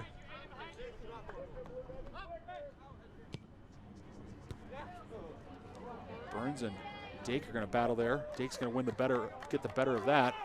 Newton's going to have a run here on his hands. He's got Fatah on his backside. Newton smartly and wisely plays it into touch. Yeah, he has basically two choices there. He can try to play it back to Woodley, or he can play it out. Now, my assumption is we can't necessarily hear it from up here. Woodley is telling him what he wants him to do because he's got somebody right on his back. And he's probably saying, you clear that outside. I want no part of this.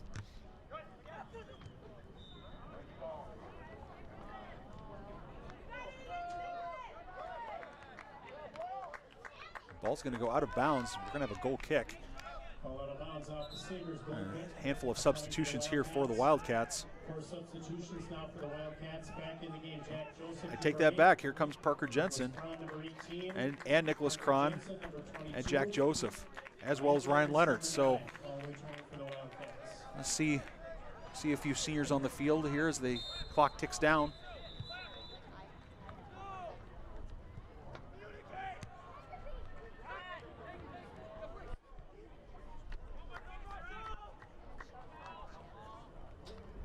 Brasson with a nice play there to control it.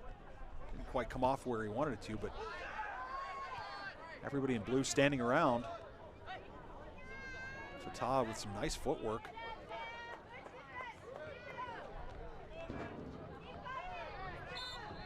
And he's going to earn a foul. Harder questioning why there wasn't some sort of booking there. Foul called on the Wildcats. And it's probably because the foul didn't deserve it. The Sabers.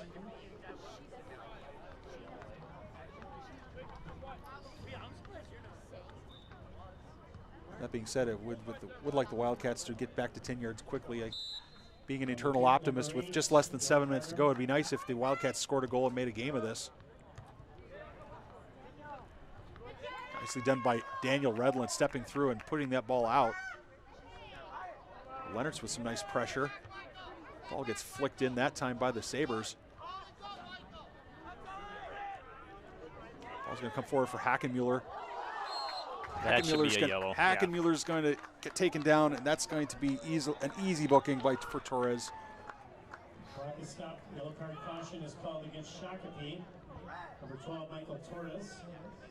You know, it's interesting that the game feels like it's getting quite physical all of a sudden, like it's escalating quickly, and I don't think that's a result of center ref not making calls. It feels like he's made calls consistently all night. So it's all of a sudden things have really, started to get a little bit out of control.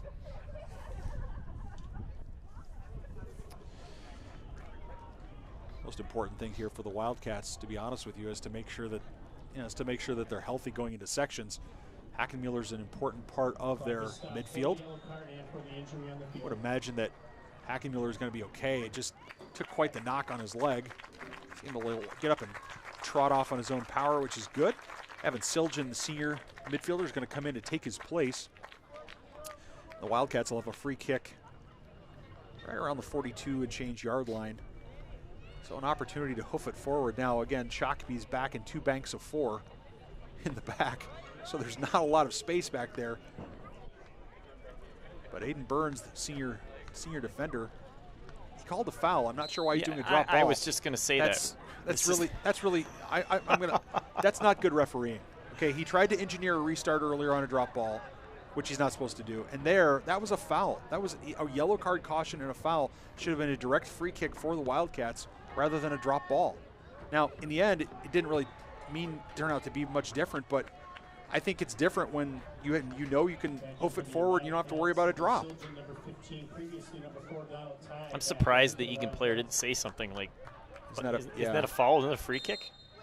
Have a handball here on Shakopee. Shakopee, to their credit, they're not laying back at all. They're definitely sending this forward. Johnson gets it off his head. Harder plays it to Joseph. It's going to fall for Leonards. Leonards is going to put it towards goal. And that's a nice save. I think it might have been swerving out away from goal, but right now we'll call it a shot on goal. I think that was Leonards, the junior captain. It's a nice left foot, sneaky fast. Yeah, and it was curling towards the pole. Like you said, it might have curled off, but of course, goalkeeper can't take any chances in that situation. He got to make the play, and he controlled it for no rebound, which is really smart. Substitution for the Sabers, number 23, Owen Forsyth back in the game. Going off Nathan Martinez, number 11.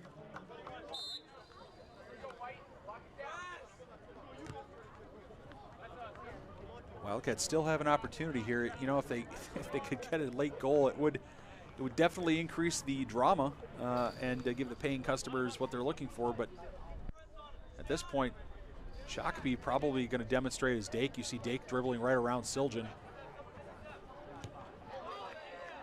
Shakopee might be wise just to possess this ball. So now it falls for Leonards. Leonards is going to go around.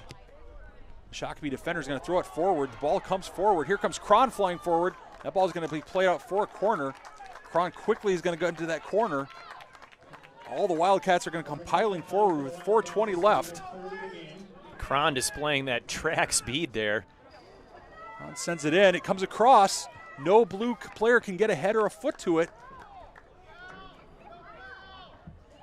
Joseph taken down. That's going to be a foul. It's going to be a free kick for the Wildcats. On about the 5-yard line extended. All of Shakopee is inside the 18, so the defenders should be able to push way up. If that ball comes flying out to the 20, that is where Alex Newton has to be ready to shoot that ball. The ball comes into the mixer. It's towards the goal, and it's in the goal!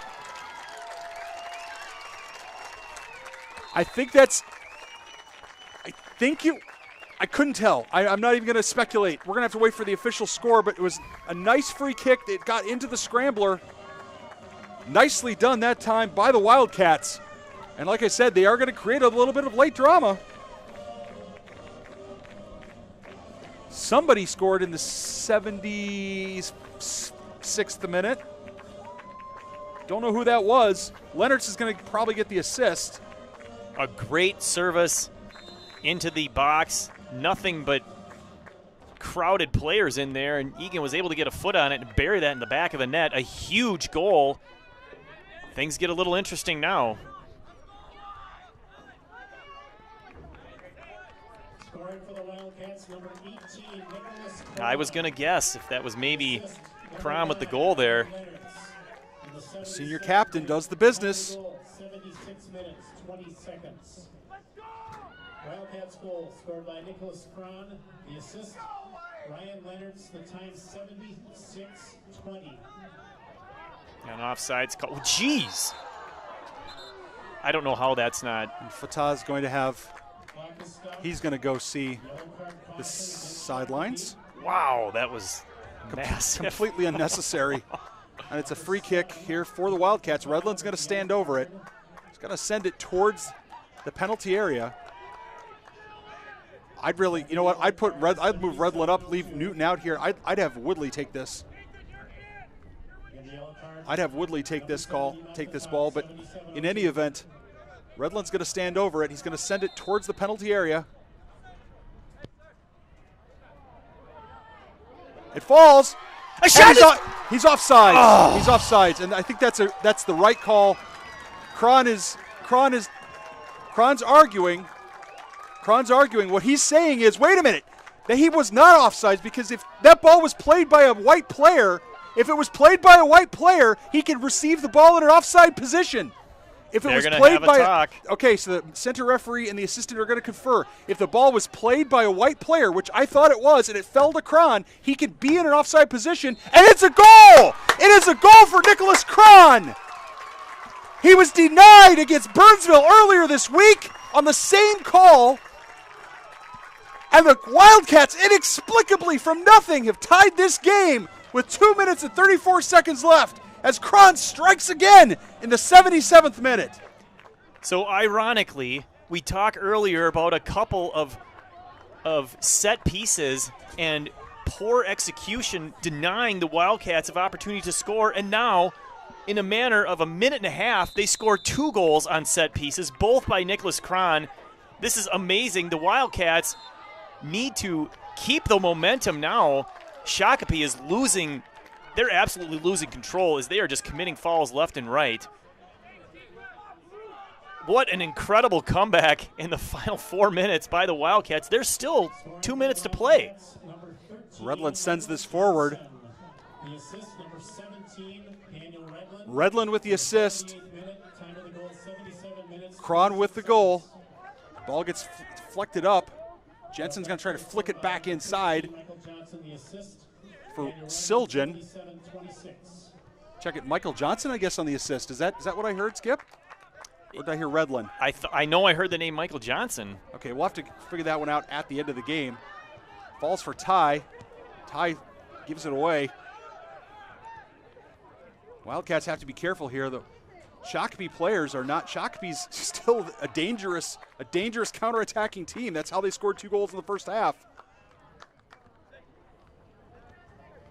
But the senior captain, Nicholas Cron, doing the business twice and making the right argument This ball goes towards Woodley and is sprayed wide. Cron has served as a referee before. He has been a certified referee, was certified this year, in fact. He knows the rule that he can receive the ball in an offside position as long as the ball was played by a defender, and that's exactly what happened. Earlier this week, he had a goal denied, an opportunity denied against Burnsville. It would have given him a one-on-one with the keeper. Here he makes the right argument, and he wins that argument. And let's give credit to the center referee and the AR for having the conversation and correcting the initial poor call. Right? There's nothing worse than the wrong call being made and referees refusing to correct it. Here, they had the discussion and the correct call was made. Yeah, that shows a certain level of professionalism with these referees that should be, even if for some reason they had said that goal did not count, that still was the right move to make sure that they got it right. Wildcats have to keep their shape. Yes, and they need to keep a pressure on the star players for Shakopee, right? Do not let them have space. They've done a better job of that in the second half. They've absolutely been right on both Fatah and Dake. Ladies and gentlemen, don't go anywhere. We're going to have extra time here between the Wildcats and the Sabers. Nicholas Cron, the senior captain, doing the business, scoring inexplicably out of nothing in the last handful of minutes, in the 76th minute and 77th minute. We're not exactly sure who got the assist. We know Redland got one. We think Michael Johnson may have had the other. I have a 3-minute rest period here between Shakopee and Eagan. And suddenly what seemed like a game that had gone the way of the dodo. It was gone. It was dead. It wasn't coming back. And pull out the paddles, get out the AED. We've got a heartbeat, and we've got a football game or a soccer game. What an amazing comeback. And, it really does. These are the games that illustrate the point about, when you have a 2-goal lead, it can be dangerous. Shakopee was getting comfortable. Things were starting to escalate physically. And all of a sudden, Eagan scores a goal. They've got all the momentum. They're all excited. And, bam, they get another goal. Now, Shakopee is completely reeling. They're like, what just happened? We were in control of this game for the overwhelming majority of it. But Eagan strikes extremely fast. And now, free soccer, which who doesn't love that? Well, everybody likes free soccer. Now, and again, here's what I will say, Skip. You get the sense that the Wildcats hadn't played a great game. They hadn't troubled the keeper. They hadn't scored. They hadn't done the things that we had seen them over the last handful of games getting better at and turning the corner. Getting ready for sections, to be honest, I wasn't sure about what I was seeing out here. Here's what I will say. There are still challenges for the Wildcats, but the momentum, even if for some reason, even if this ends up going the way of Shakopee, the momentum is definitely on their side. They have to feel better about their performance because they were able to scramble in 2 goals. Yeah, absolutely. That's a great point. We talked about wanting to win the game for momentum, but should this game, end in a tie after the 2 5-minute periods, I think that just the 2 goals at the end of the regulation absolutely is that momentum that you're looking for. That's what they need, that spark, that fire, and it's not a surprise that it's provided by the senior captain, Nicholas Cron. On senior night, just stepping up, making a play. We were actually speculating that he might not, come back in the game because they're going to get ready for sections. Well, I was speculating. You were mum and wise to be mum. I thought for sure. I didn't think he was coming back into the game. But again, maybe the Sabers have got to figure something out here. Maybe they've got to say, wait a minute, what just happened? How are we in this game? How are we still playing soccer? You get a sense that the Sabers might have to do something a little different because just running down the field and shooting, I think the Wildcats have seen that one a couple of times. Yes, they've played the ball to their 2 or 3 just really strong players, and they kind of rely on them to generate all the offense. I think they also try to rely on the fact that they think they can go over the top and win speed battles. The Eagan back line has countered that really well. They have not been beaten deep yet.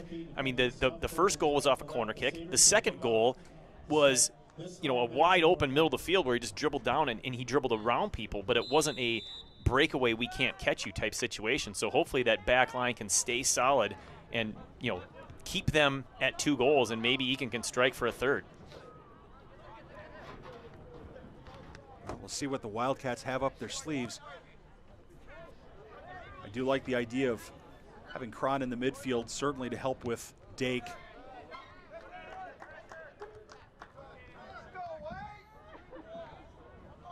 So we'll reset your lineup here. We've got Peyton Jensen, who just had the ball kicked away from him, and Parker Jensen, his older brother, are the 2 forwards. Frost, Cron, Joseph, and Johnson are your midfielders.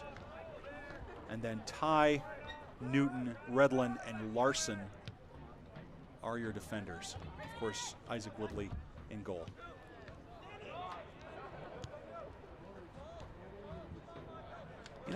You also think about speed.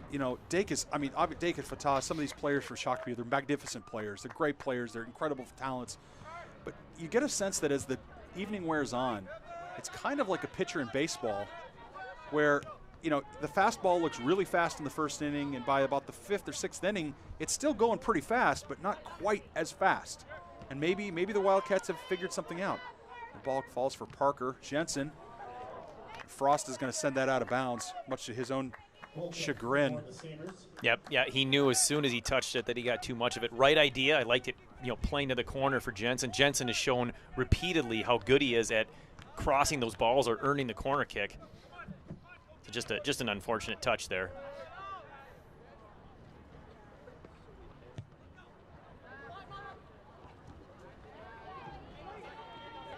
Nicely done there by Redlin.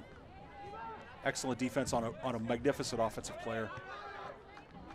Can't give him space though. Yeah, Ty's going to get burned. I didn't like how we left Fatah open there. Gave him too much room to get comfortable. Ball's going to get thrown on towards Woodley, and he's going to claim it. I think that's the thing that we've done better, since the second goal is we've been much more of a physical presence on both Fatah and Dake, the two goal scorers, and really I think the 2 strongest players from an offensive perspective for Shakopee for sure. Jensen sends that out. He was looking for Frost, but just too heavy. Ty's going to stop Martinez from turning. Not the greatest header there by Newton, but hopefully Eagan can recover. They do.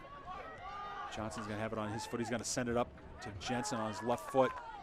Jensen's got to get control of it. Might have an opportunity here if he can get to it. Shielded off nicely, that time by the Sabers. Joseph's going to get pushed. Here's an opportunity for Fatah. He's going to load up his left foot.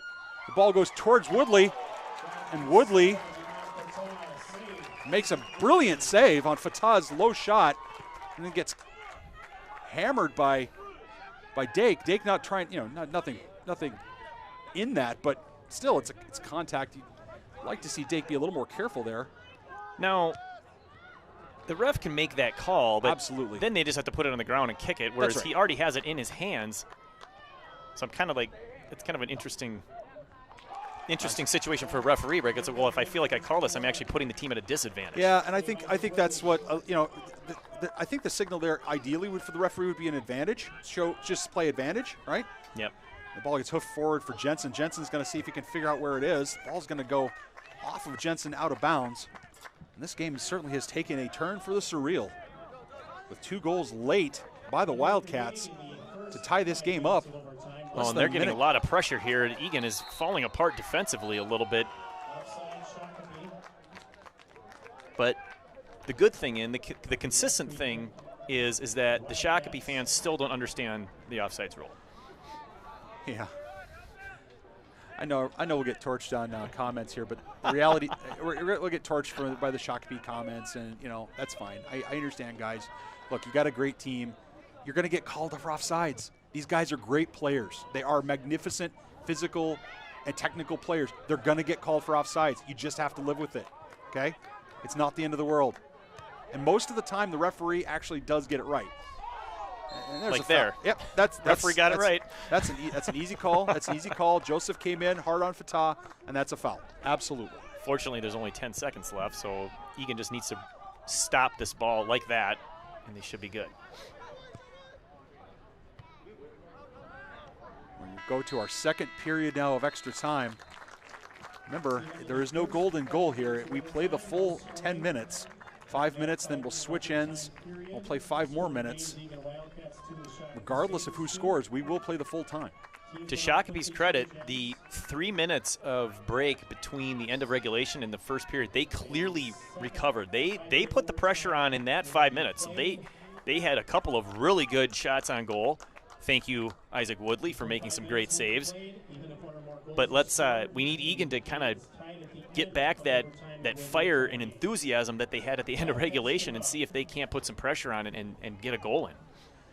Well, we still don't have Derek Sy on the field, but I would say if you're an Eagans fan, you want to see your best lineup out on the field, your best, most effective lineup out on the field right now, because this game is right there for you.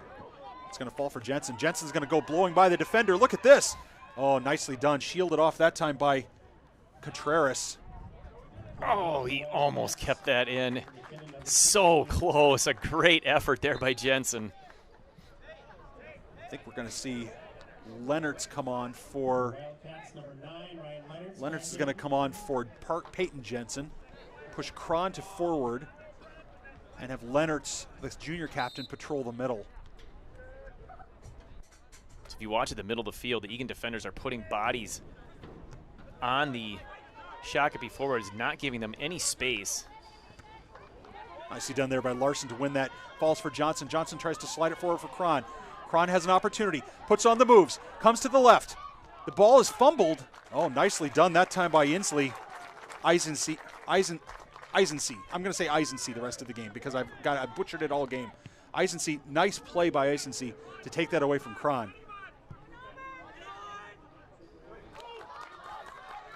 Ball comes through for Fatah.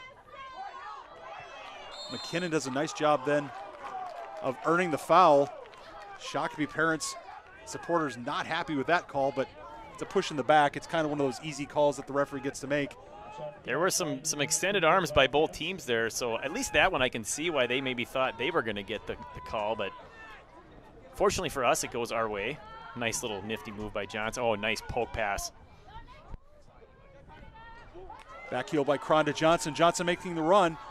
It's taken away by Harder. Nicely done there by the man bun. We talked about their best players offensively. He is definitely one of their better players back on the defense holding midder position. He's controlled that middle of the field consistently for a lot of the game. Yeah, he's an excellent player, no question about that. So Larson slides this out. Just over 2.5 minutes now to go in the game. And both teams probably thinking, hey, why can't we win this game?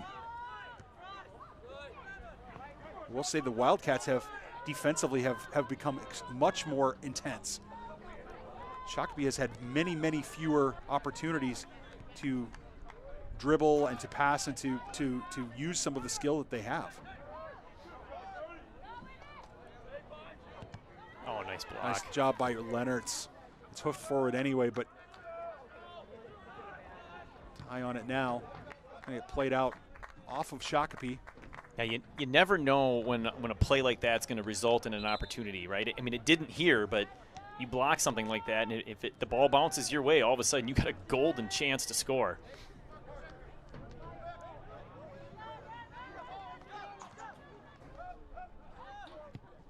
Cron giving chase. The ball is sent out. Frost with it there. Falls for Shakopee and Leonards.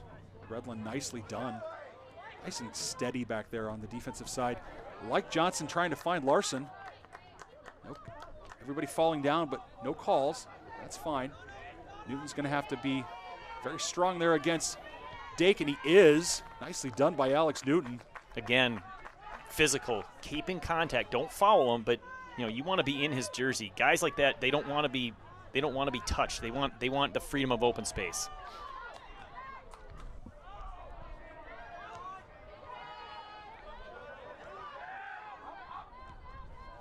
Johnson's going to have to get out there on his horse. 1 minute remaining. Now there's a run being made. And 1 minute remaining in this Cron's going to have one more chance on senior night. Great pass by Redland. Cron's got track speed. It's Harder runs him down. Cron curls it in. Oh, it almost found Jensen on the far side. There was no trailer. The rest of the Wildcats just weren't able to keep up. But that ball did get by 2 defenders. This ball gets hoofed forward, falls for Redland. Nicely done by Redland. Very impressed with Daniel Redland's composure. He's making it look kind of easy out there, Skip. Ball falls for Jensen. Ball comes off, and Jensen just could not recover fast enough.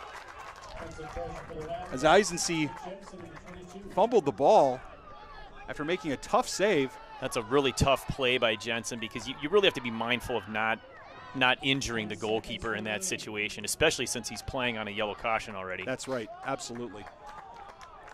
This ball is going to be a Shakopee throw. All the Wildcats need to be back, and that's going to be the end of the game. Well, ladies and gentlemen, for the first 76 minutes, the Wildcats looked like they were dead and gone, like they were going to be buried. You could chisel out the tombstone here on senior night, but in the last 3 minutes of the game, senior captain Nicholas Cron strikes twice, including a I wouldn't say controversial, but I would say a professorial discussion with the referees regarding the offside rule, and makes the second goal stand up.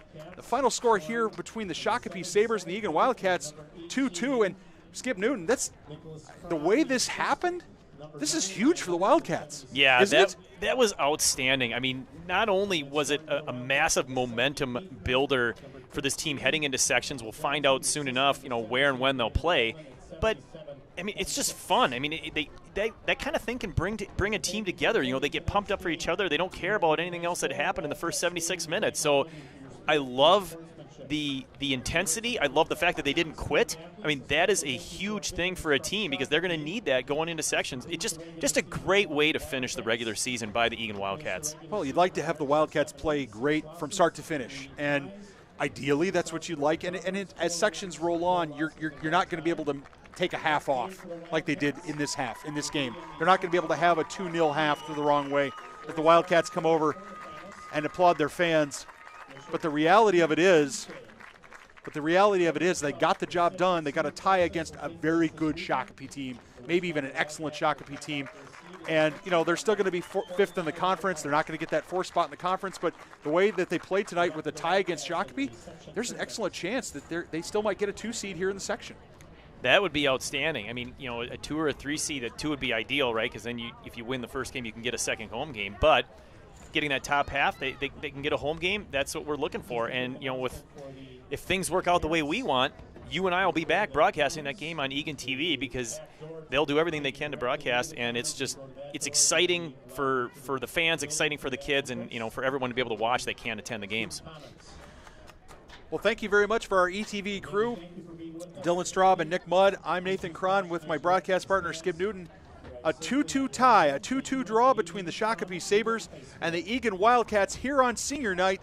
Next Wildcats home soccer game, assuming they get a home soccer game, will be next week in section playoff action. So, as we said, I'm Nathan Cron, he's Skip Newton. Thanks very much for joining us. Good night, everybody.